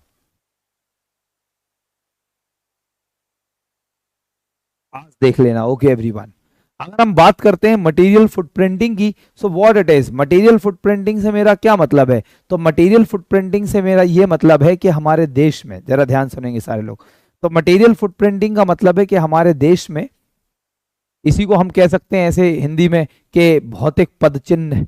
तो ये क्या होता है मटेरियल फुटप्रिंटिंग, क्या मतलब है इसका, वो समझ लो। तो अगर हमारे देश में, यस ओके देख लेना, अगर हमारे देश में मटेरियल फुटप्रिंटिंग का मतलब है कि जब हमारे देश में, ये बताओ कि बिजली उत्पादन करना है, तो कितना रॉ मटेरियल हम जमीन से निकाल रहे हैं, इसे कहेंगे मटेरियल फुटप्रिंटिंग, राइट। दोस्तों अगर मान लो हम HDI में, ध्यान सुनना, अगर हम ह्यूमन डेवलपमेंट इंडेक्स में, ओके ओके ओके ठीक है, देख लेना, अगर हम बात करें, अगर हमारे देश में जो ह्यूमन डेवलपमेंट इंडेक्स है, मानव विकास सूचकांक आया, उससे हम माइनस कर दें जो CO2 उत्सर्जन किया, जो मटेरियल फुटप्रिंटिंग हमने किया, इसको माइनस कर देते हैं, तो निकल के आता है प्लेनेटरी प्रेशर एडजस्ट करके अब ह्यूमन डेवलपमेंट इंडेक्स। दोस्तों जरा ध्यान से समझेंगे, अगर हम बात करें हमारी HDI की वैल्यू मैंने कितनी बताई, HDI की वैल्यू है 0.633, करंट HDI की वैल्यू, जिसपे हम 132 में रैंक पर हैं पूरे वर्ल्ड में, और यही क्वेश्चन आएगा 132वां रैंक, जाओ जीरो जिंदगी। दोस्तों अगर हम बात करें planetary pressure human development index, short में बोलते हैं PHDI, planetary pressure human development index का जो स्कोर है भारत का, वो है 0.609। ये हमारे इंडिया का planetary pressure human development index है। अगर हम बात करते हैं दोस्तों, आप देखो जरा ध्यान से कि इसका मतलब है हमने 0.633 में कुछ ना कुछ CO2 जो निकला वो वैल्यू माइनस कर दी, कुछ ना कुछ हमने जो मटेरियल फुटप्रिंटिंग किया, भौतिक पदचिन्ह, मतलब जमीन से जो भी हम रॉ मटेरियल एक्सट्रैक्ट कर रहे हैं, फॉसिल फ्यूल्स वगैरह, जीवाश्म ईंधन, दोस्तों इसे हमने माइनस करके इतनी वैल्यू आ गई। अगर हम पूरे विश्व की औसत वैल्यू की बात करते हैं तो है 0.667। इसका मतलब हम विश्व के औसत प्लेनेटरी प्रेशर से भी बहुत बहुत बेकार है। इसका मतलब हमारे देश में planetary pressure human development index क्या बताता है, जरा ध्यान से समझना। Planetary pressure human development index ये बताता है कि भैया मानव विकास तो हो रहा है, लेकिन इस मानव विकास के साथ आपके देश की ऐसी की तैसी भी हो रही है, क्योंकि मानव विकास तो हो रहा है लेकिन तुम्हारे देश में CO2 का लेवल बढ़ता जा रहा है। इसे हम बोलते हैं planetary pressure human development index. इसी तरीके से दोस्तों आपको पता होना चाहिए कि अगर हम आगे चलते हैं तो अब देखो, इसी planetary pressure human development index को कम करने के लिए दोस्तों देखिए अब सरकार को क्या करना पड़ेगा, थोड़ा कॉमन सेंस से अपनी बुद्धि लगाओ। जैसे कल मैंने बात करी कि सरकार क्या करेगी, रूफटॉप सोलराइजेशन करेगी। कल मैंने अपने बजट में बात करी, सरकार ने कहा 1 करोड़ परिवारों को जो घर में छत पे अपने सोलर पावर प्लांट लगाएंगे, तो ऐसे 1 करोड़ लोगों को हम पूरे देश में 300 यूनिट तक की बिजली फ्री में देंगे। तो सरकार क्यों कह रही है सोलर पावर प्लांट लगाओ, क्यों 300 यूनिट तक की बिजली प्रति महीने फ्री दे रही है, क्यों? क्योंकि हमारे देश में लोग CO2 का एमिशन कम करें, का मटेरियल फुटप्रिंटिंग कम हो, क्योंकि भारत में इलेक्ट्रिसिटी प्रोडक्शन के लिए सबसे ज्यादा जो बिजली का उत्पादन होता है वो थर्मल एनर्जी का होता है। कोल पेट्रोलियम से जो एनर्जी बन रही है, जो बिजली बन रही है, उससे होता है। और तो और हमारे देश की सरकार ने कहा कि दोस्तों इसके अलावा हमारे देश की सरकार ने कहा और क्या करेंगे, सरकार ने कहा जो ओशैनिक ओशन जो ऑफशोर ओशन होते हैं, ऐसे मानो समुद्र के पास हवाएं तेज चलती हैं, ज्योग्राफी में पढ़ा होगा दोस्तों, समुद्र के पास तेज हवाएं चलती हैं तो वहां विंड मिल्स लगाएंगे। विंड मिल्स दोस्तों, अपन लोग विंड एनर्जी प्रोड्यूस करेंगे। सरकार ने कहा हम सोलर एनर्जी का प्रोडक्शन का यूज करेंगे। तो इसका मतलब क्या, क्यों? क्योंकि हमारे देश में दोस्तों planetary pressure human development index को अच्छा करने के लिए और हमारा देश PHDI में अच्छा परफॉर्म करे, राइट। इसीलिए हमारे देश की सरकार ने बहुत सारे टारगेट लगाए हैं। इसीलिए दोस्तों हमारे देश ने कहा कि भैया देखो ऐसा है, पेरिस एग्रीमेंट हुआ, पेरिस समझौता, तो पेरिस एग्रीमेंट में COP26 आपने पता होगा, पेरिस एग्रीमेंट में हमारी देश की सरकार ने कहा कि हम 2030 तक, ध्यान सुनना, हम 2030 तक जो हमारे देश में कार्बन एमिशन हो रहा है, जो हमारे देश में कार्बन एमिशन हो रहा है 2030 तक उसे हम रिड्यूस करेंगे लगभग 30 से 35%। और तो और दोस्तों कल के बजट में फिर से सरकार ने दोहराया और सरकार ने अपने कल के बजट में कहा 2070 तक भारत नेट जीरो हो जाएगा। नेट जीरो का मतलब होता है कि जितना कार्बन अगर हम प्रोड्यूस करेंगे उतना ही कार्बन हम जितना कार्बन हम प्रोड्यूस करेंगे उतनी कार्बन हम कम भी करेंगे। एक होता है कार्बन क्रेडिट्स, घर के लिए एक काम देता हूं पढ़िएगा, कार्बन क्रेडिट्स। बहुत सारी ऐसी कंपनीज हैं जो कार्बन क्रेडिट्स बेचती हैं। कार्बन क्रेडिट्स क्या होते हैं दोस्तों, बहुत सरल भाषा में बताएं तो कार्बन को कम करना कार्बन क्रेडिट्स कहलाता है। अब सरकार अगर आप कोई कंपनी बना रहे हो, उसमें उत्पादन कर रहे हो, तो आप लोगों को कार्बन क्रेडिट्स भी लेने पड़ेंगे। अगर उत्पादन कर रहे हो और कार्बन निकल रहा है आपकी कंपनी से, तो आपके पास कार्बन क्रेडिट्स भी होने चाहिए। तो कुछ कंपनियां कार्बन क्रेडिट्स भी बनाती हैं। कैसे कार्बन क्रेडिट्स का मतलब, और सरल भाषा में समझो, काय का कार्बन क्रेडिट। अरे भैया तुम अपनी कंपनी में जब कंपनी का उत्पादन कर रहे हो, कंपनी बना रहे हो, तो कंपनी के आसपास पेड़ लगा लो, पेड़ लगा लो दोस्तों। वो क्या करेंगे, CO2 को एब्जॉर्ब कर लेंगे, उसे बोल रहे हैं हम कार्बन क्रेडिट। दोस्तों आप कार्बन क्रेडिट नहीं है, आपके पास ऐसी सुविधा नहीं है, तो आप दूसरी कंपनियां जो कार्बन क्रेडिट्स बना रही हैं उन्हें पे करोगे और उनसे कार्बन क्रेडिट खरीदोगे। थोड़ा सा पढ़िएगा, आज बहुत आनंद आएगा कार्बन क्रेडिट का कॉन्सेप्ट क्या है। दोस्तों बोलते हैं नेट जीरो। नेट जीरो का मतलब है अगर हम जितना कार्बन उत्सर्जन करेंगे माइनस, नेट का मतलब बताया था माइनस, तो उतना जितना कार्बन निकालेंगे उतना कार्बन क्रेडिट भी हमारे पास अवेलेबल होगा, जिससे पर्यावरणीय और संधारणीय विकास होगा, सस्टेनेबल डेवलपमेंट होगा। मुझे लग रहा है आप समझ गए।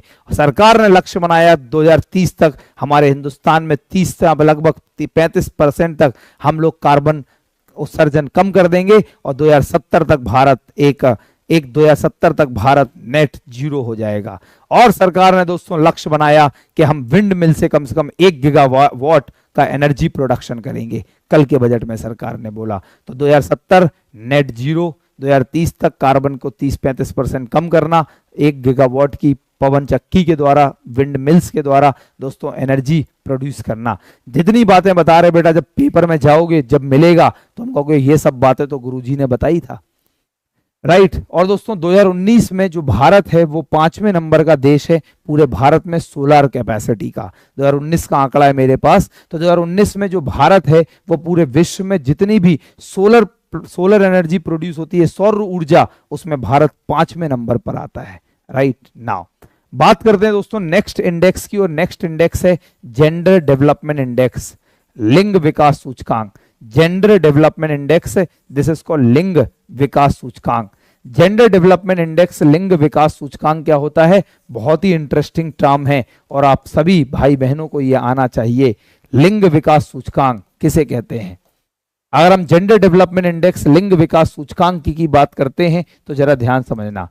जेंडर डेवलपमेंट, लिंग विकास, देखो दोस्तों यहां लग रहा है आपको जेंडर, लेकिन इकोनॉमिक्स के पॉइंट से जब भी वर्ड आ जाए जेंडर, जब भी वर्ड आ जाए जेंडर, तो आप जब भी वर्ड आ जाए जेंडर तो हमेशा समझना महिलाओं की बात हो रही है। इकोनॉमिक्स के पॉइंट ऑफ व्यू से जब भी वर्ड आ जाए जेंडर तो समझेंगे किसकी बात हो रही है? महिलाओं की। अगर हम जेंडर डेवलपमेंट इंडेक्स की बात करें, लिंग विकास सूचकांक की बात करें तो जरा ध्यान से समझेंगे। जैसे मानव विकास सूचकांक हमारे वर्ल्ड में यूएनडीपी ने 1990 में शुरू किया, इसी तरह से जेंडर डेवलपमेंट इंडेक्स जो है वो यूएनडीपी ने स्टार्ट किया 1995 से। 1995 से यूएनडीपी ने ये जेंडर डेवलपमेंट इंडेक्स की शुरुआत करी। अब जेंडर डेवलपमेंट इंडेक्स क्या मापता है? सीधी सी बात है दोस्तों, जेंडर डेवलपमेंट इंडेक्स तो ये मापता है क्या किसी भी देश में पुरुष और महिला के बीच में क्या अंतर है, किसी भी देश में पुरुष और महिलाओं के बीच में क्या जेंडर गैप्स हैं। दोस्तों लिंग अंतराल, लिंग अंतराल किसके बीच? पुरुषों के बीच और महिलाओं के बीच। किसमें? वही जो ह्यूमन डेवलपमेंट इंडिकेटर्स पढ़े, लाइफ एक्सपेक्टेंसी, जीवन प्रत्याशा, तमाम सारी चीजें जो हमने पढ़ी, स्वास्थ्य, शिक्षा, इनमें देखते हैं दोस्तों कि क्या अंतर है महिलाओं और पुरुषों के बीच। और दोस्तों सबसे अच्छी बात क्या है कि अंतर भी देखे जाते हैं same.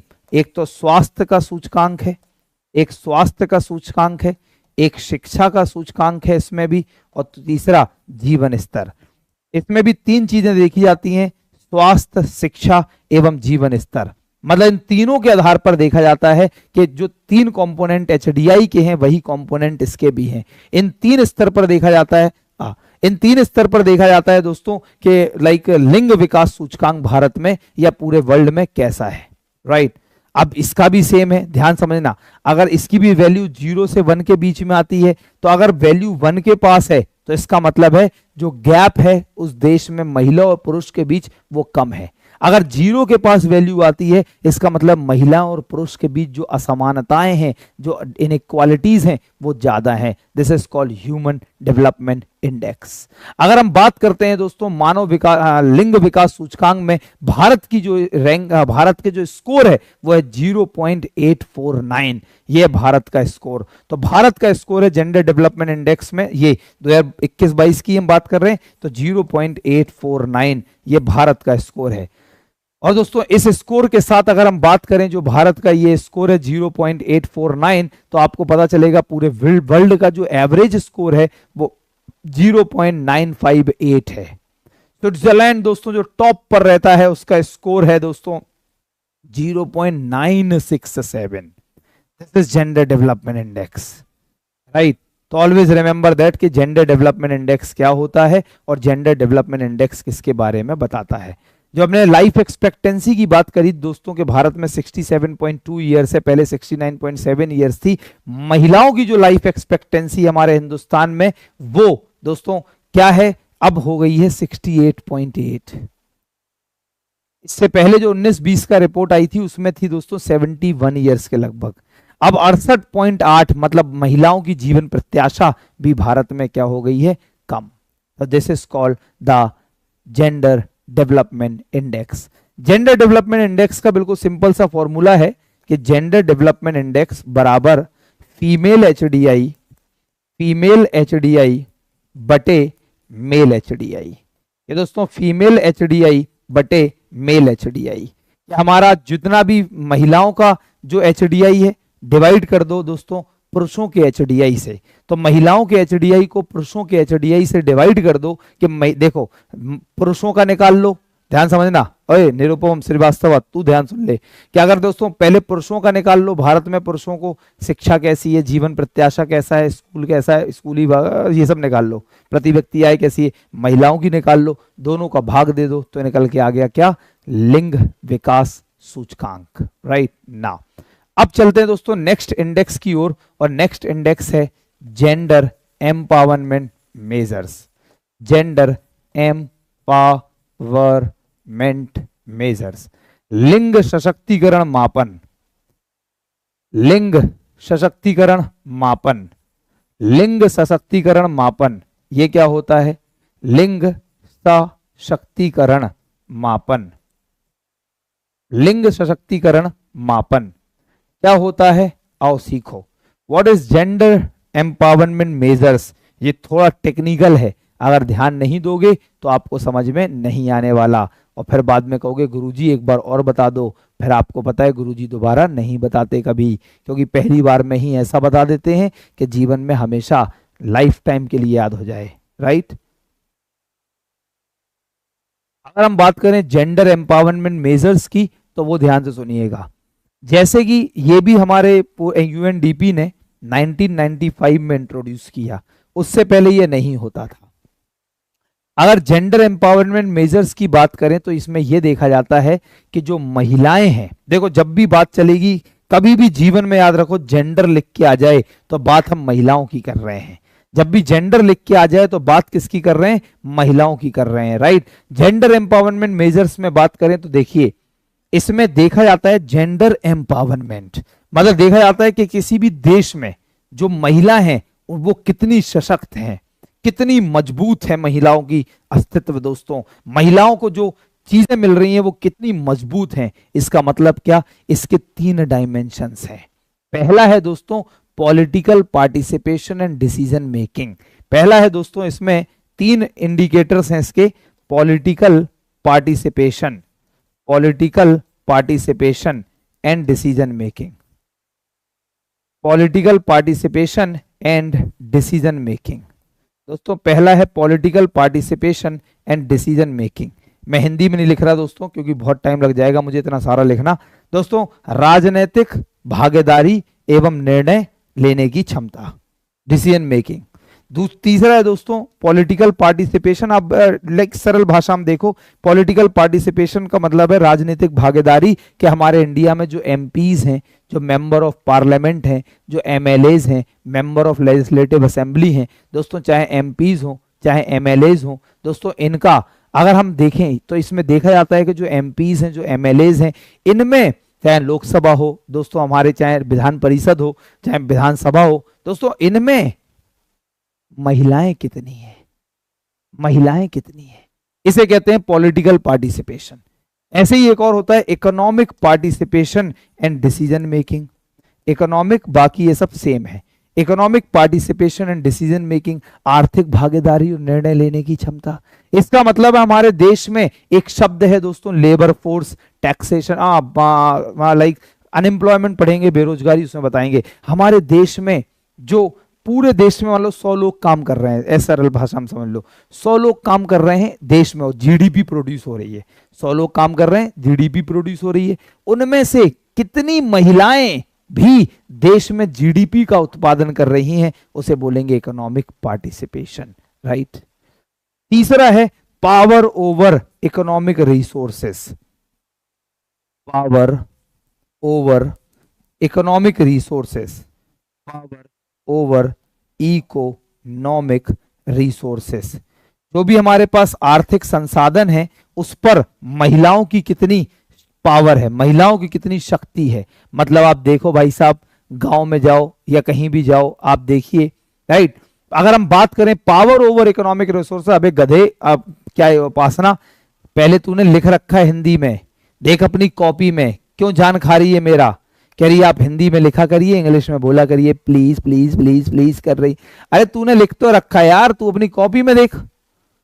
Power over economic resources का मतलब है दोस्तों कि जो आर्थिक संसाधन है उस पर महिलाओं की कितनी पावर है। आप देखिए दोस्तों, खेत किसके नाम होते, आप देखिए घर किसके नाम होते, पुरुषों के नाम होते। इसका मतलब महिलाओं के नाम भी होना चाहिए। हमारे पापा ने और हमने सब मम्मी के नाम कर रखा है, बाद में दोस्तों बीबी के नाम हो जाएगा। कम ऑन, राइट नाउ दोस्तों, दिस इज, ये 3 तरीके हैं किसको निकालने के, जेंडर एम्पावरमेंट मेजर्स को निकालने के। अगर आगे चलते हैं नेक्स्ट दोस्तों, जेंडर इनइक्वालिटी इंडेक्स, लिंग असमानता सूचकांक, लो हिंदी में लिंग असमानता सूचकांक, लिंग असमानता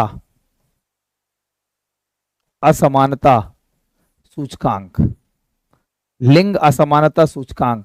पैसा दे दिया तो ऐसा लग रहा विद्या माता कसम तुमने पूरा खरीद लिया, है ना। पैसा दे दिया तो ऐसा लग रहा तुमने पूरा खरीद लिया, right.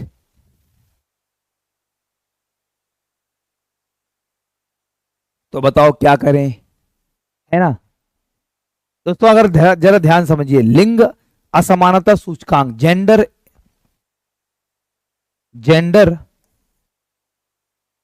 Inequality index, gender inequality index, ये क्या देखता है कि जो किसी भी देश में जो महिलाएं हैं और जो पुरुष हैं उनमें क्या क्या असमानताएं हैं, राइट। ये भी यूएनडीपी की उसी रिपोर्ट में आता है। और इसमें क्या क्या देखा जाता है वो देखना, gender inequality index. Gender inequality index में 3 चीजें देखी जाती हैं, समझना दोस्तों। जेंडर इनइक्वालिटी अलग, मतलब सॉरी वो महिलाएं पुरुष को मतलब सिर्फ इसको लाओ कि जेंडर इनइक्वालिटी इंडेक्स कैसे देखा जाता है। तो इसमें 3 चीजें हैं। सबसे number 1 productive health, reproduction health, sorry प्रजनन स्वास्थ्य, प्रजनन स्वास्थ्य, प्रजनन स्वास्थ्य, रिप्रोडक्टिव हेल्थ, कि हमारे देश में जो महिलाएं हैं उनका रिप्रोडक्शन हेल्थ कैसी है, प्रजनन स्वास्थ्य कैसा है। This is called reproduction health. दोस्तों प्रजनन स्वास्थ्य का मतलब है कि जो हमारे देश में महिलाएं हैं उनका जो रिप्रोडक्शन, जब वो प्रेग्नेंट होती हैं तो ड्यूरिंग प्रेगनेंसी या प्रेगनेंसी के बाद, राइट, जो महिलाओं की डेथ होती है।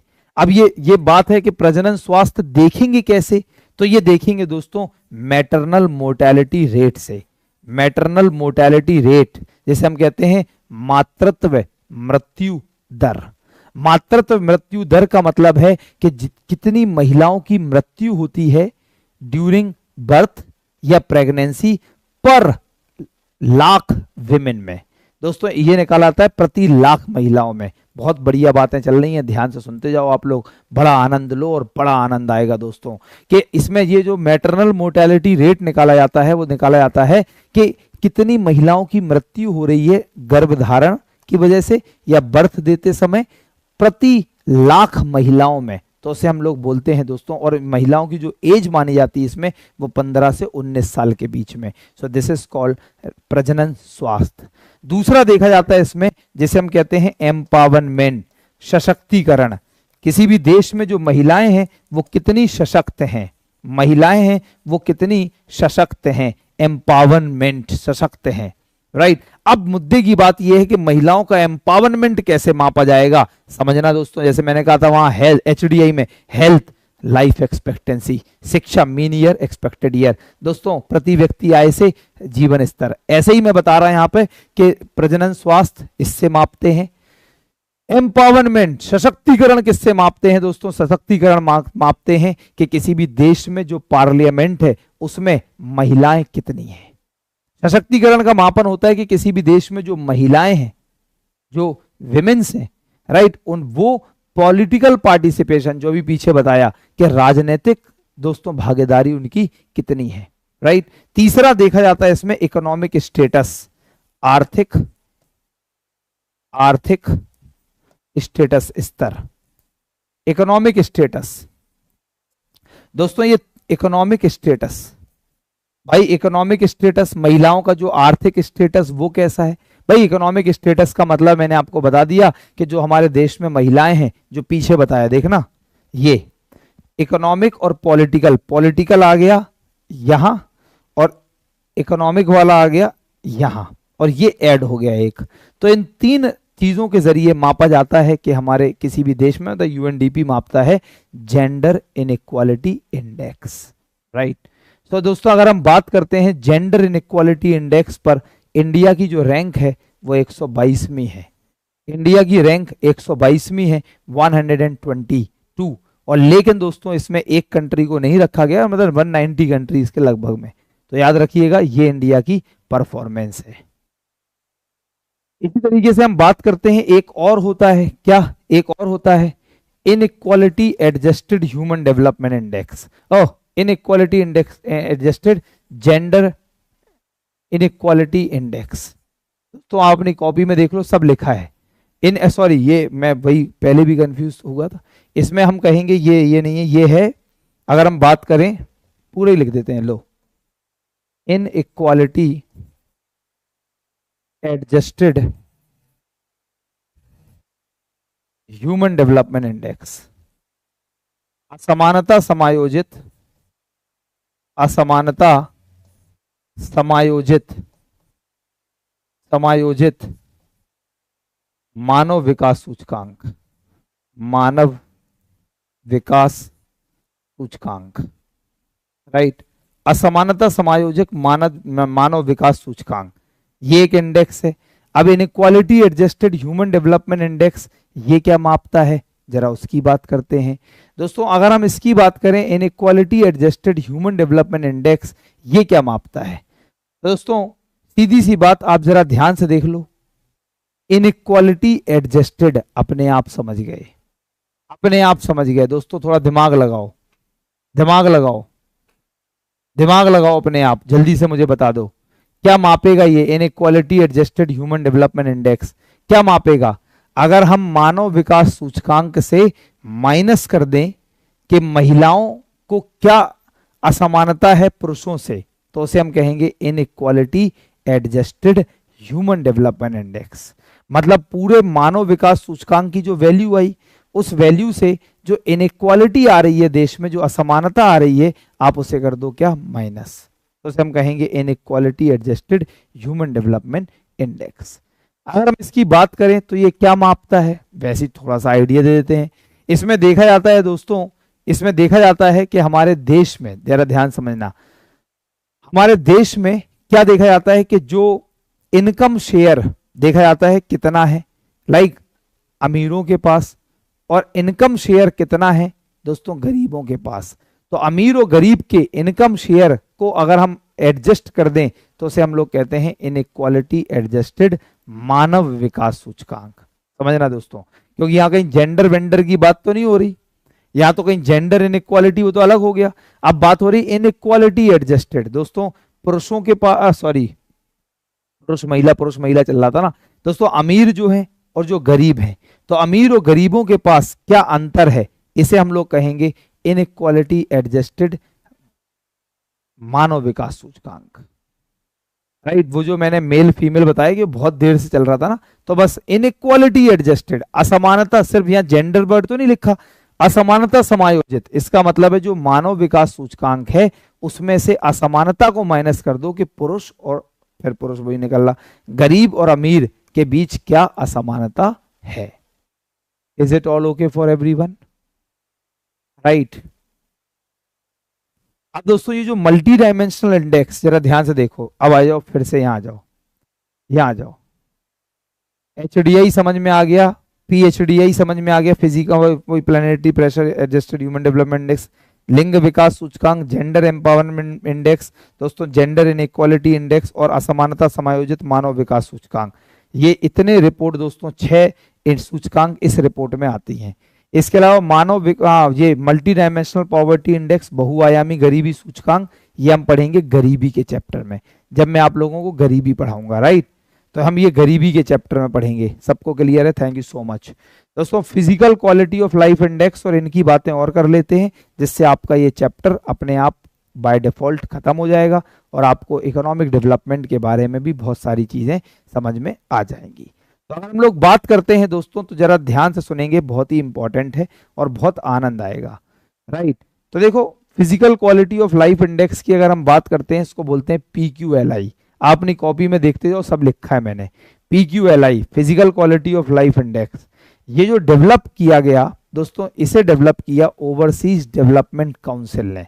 ध्यान ध्यान समझना दोस्तों, अगर हम बात करें तो इसे it was developed for overseas development council है दोस्तों। और हम बात करते हैं तो एक मॉरिस डेविड नाम के एक व्यक्ति हैं, उन्होंने ये physical quality of life index इसे डेवलप किया, PQLI को।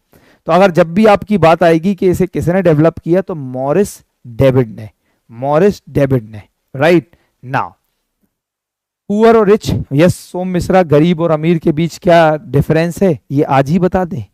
जब पॉवर्टी पढ़ाएंगे उसमें बता देंगे, कि आज ही बता दें। है इतना पढ़ाया दोस्तों, पता क्या है कि क्या ही बोले, तुम लोगों को कुछ गलत नहीं बोल सकते अभी हम, कि हम चाहते नहीं, लेकिन दोस्तों मुझे पता है कि तुम लोगों को मैं कलेजा निकाल के भी दे दूंगा ना बेटा, तब भी तुम्हें लगेगा कि लाइक हमें कुछ कमी पढ़ाया है, राइट, है ना दोस्तों। अगर हम बात करें, MPI समझ गए नोट से, लेकिन मैं आप लोगों को और अच्छे से बताऊंगा, चिंता नहीं करो, है ना, बहुत डिटेल में बताऊंगा। अगर हम बात करें डेविड, मॉरिस डेविड ने ये कॉन्सेप्ट दिया PQLI का। आप अपनी कॉपी में देखो, आपकी कॉपी में मैंने बढ़िया से लिखवा रखा है कि अगर हम बात करें PQLI physical quality of life index में 3 चीजें देखी जाती हैं। बेसिक लिटरेसी रेट, आधारभूत साक्षरता दर, दूसरा है इन्फेंट मोर्टेलिटी, शिशु मृत्यु। इन्फेंट मोर्टेलिटी, चलो PQLI लिख भी देते हैं आप लोगों के लिए। PQLI देखो, अगर हम बात करें PQLI की physical quality of life index, तो इसमें देखा जाता है बेसिक लिटरेसी रेट, आधारभूत आधारभूत साक्षरता दर, साक्षरता दर, राइट। दूसरा देखा जाता है भाई आधारभूत साक्षरता दर, राइट। तो चलिए कोई मुझे ये बताना चाहेगा कि हमारे देश में कि किसे साक्षरता किसे कहते हैं, हमारे देश में साक्षरता किसे, साक्षर किसे कहते हैं, कोशिश करो। दूसरा है इन्फेंट मोर्टेलिटी, मतलब शिशु मृत्यु दर, शिशु मृत्यु, इन्फेंट मोर्टेलिटी, शिशु मृत्यु दर। शिशु मृत्यु दर क्या होता है, ये एक टर्म है नया, जरा ध्यान समझ लो। शिशु मृत्यु दर क्या होता है, जरा ध्यान समझिए। बॉर्नवीटा स्टूडेंट ने बिल्कुल सही कहा, कलेजा देंगे ना आप तो ये लोग कहेंगे किडनी मांगने लगेंगे, अभी फिर बचेगा कैसे हमारा, बीबी का क्या होगा, राइट। एडुकेशन का लेवल, नहीं बेटा, लिटरेसी रेट, घर के लिए काम दे रहे हैं, पढ़ के आइएगा, लिटरेसी रेट किसे कहते हैं। साक्षरता दर, सब लोग अपने आप को लिटरेट मानते, लिटरेसी रेट की डेफिनेशन पता ही नहीं है। एक बच्चे ने बस सही जवाब दी, मैं नाम नहीं लूंगा, नहीं तो तुम उसका कमेंट देख लोगे और कमेंट देखकर क्या कहोगे, राइट। दोस्तों अगर हम बात करें तो जरा ध्यान से समझेंगे। तो दोस्तों हाँ, शिशु मृत्यु का मतलब है जो बच्चे का जन्म हुआ 1 साल के अंदर हमारे देश में प्रति 1000 बच्चों में कितने बच्चों की मृत्यु हुई, this is called child mortality या इन्फेंट मोर्टेलिटी।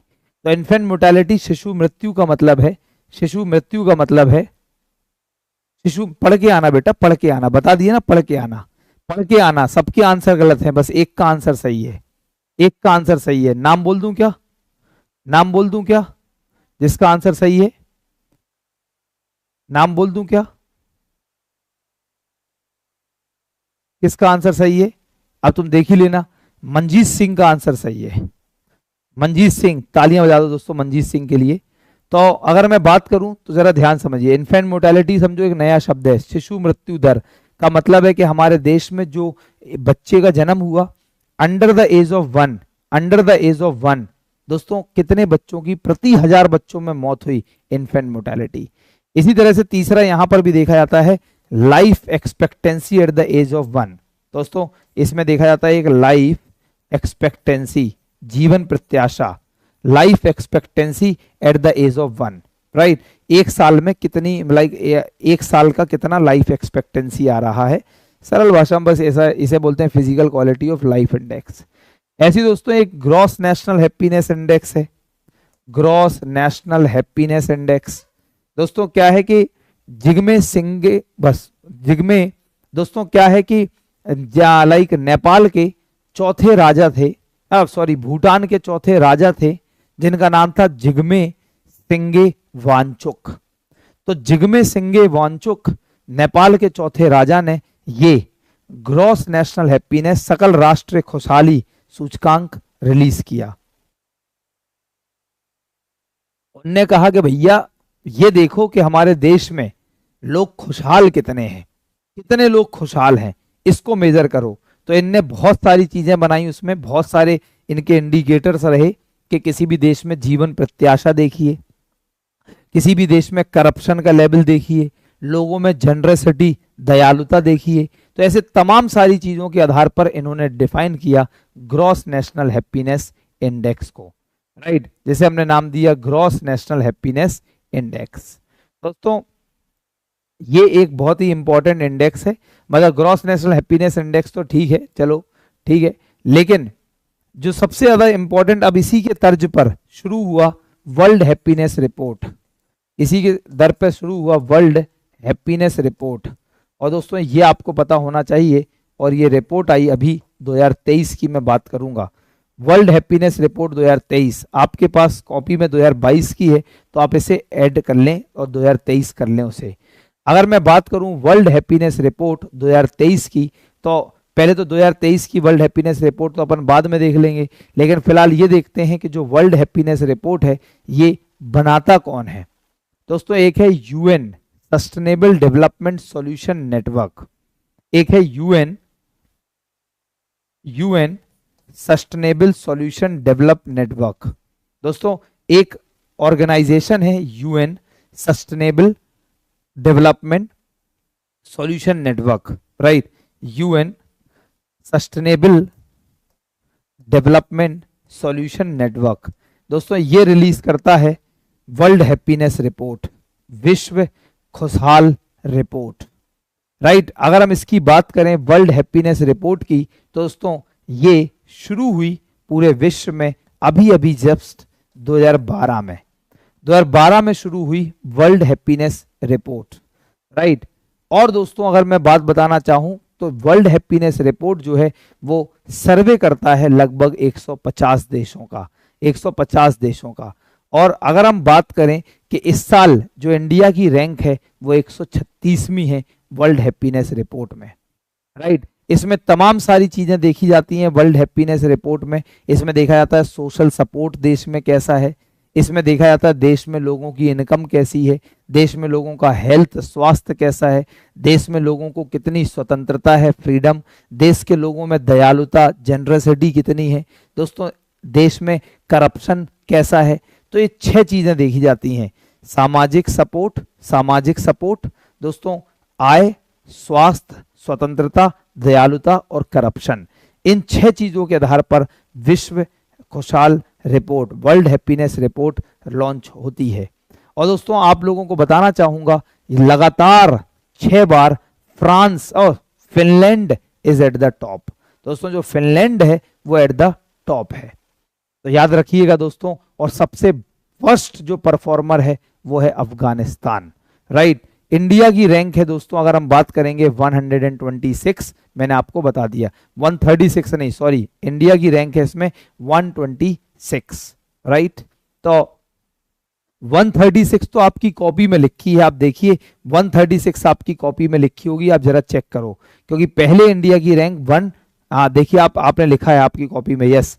तो इंडिया की रैंक पहले 2022 के खुशहाल सूचकांक में विश्व खुशहाल रिपोर्ट में थी 136, अब हो गई है इंडिया की रैंक 126। पहले 146 देशों में 136 रैंक थी, अब 136 देशों में 126 रैंक है। याद रखना इस बार 136 देशों का आंकड़ा लिया गया बस, तो मैंने कहा लगभग 150 कंट्रीज लेते हैं, तो इस बार 136 कंट्री ली गई, उसमें 126वें नंबर पर है हमारा India, right. So this is called the अलग अलग डेवलपमेंट का इंडेक्स।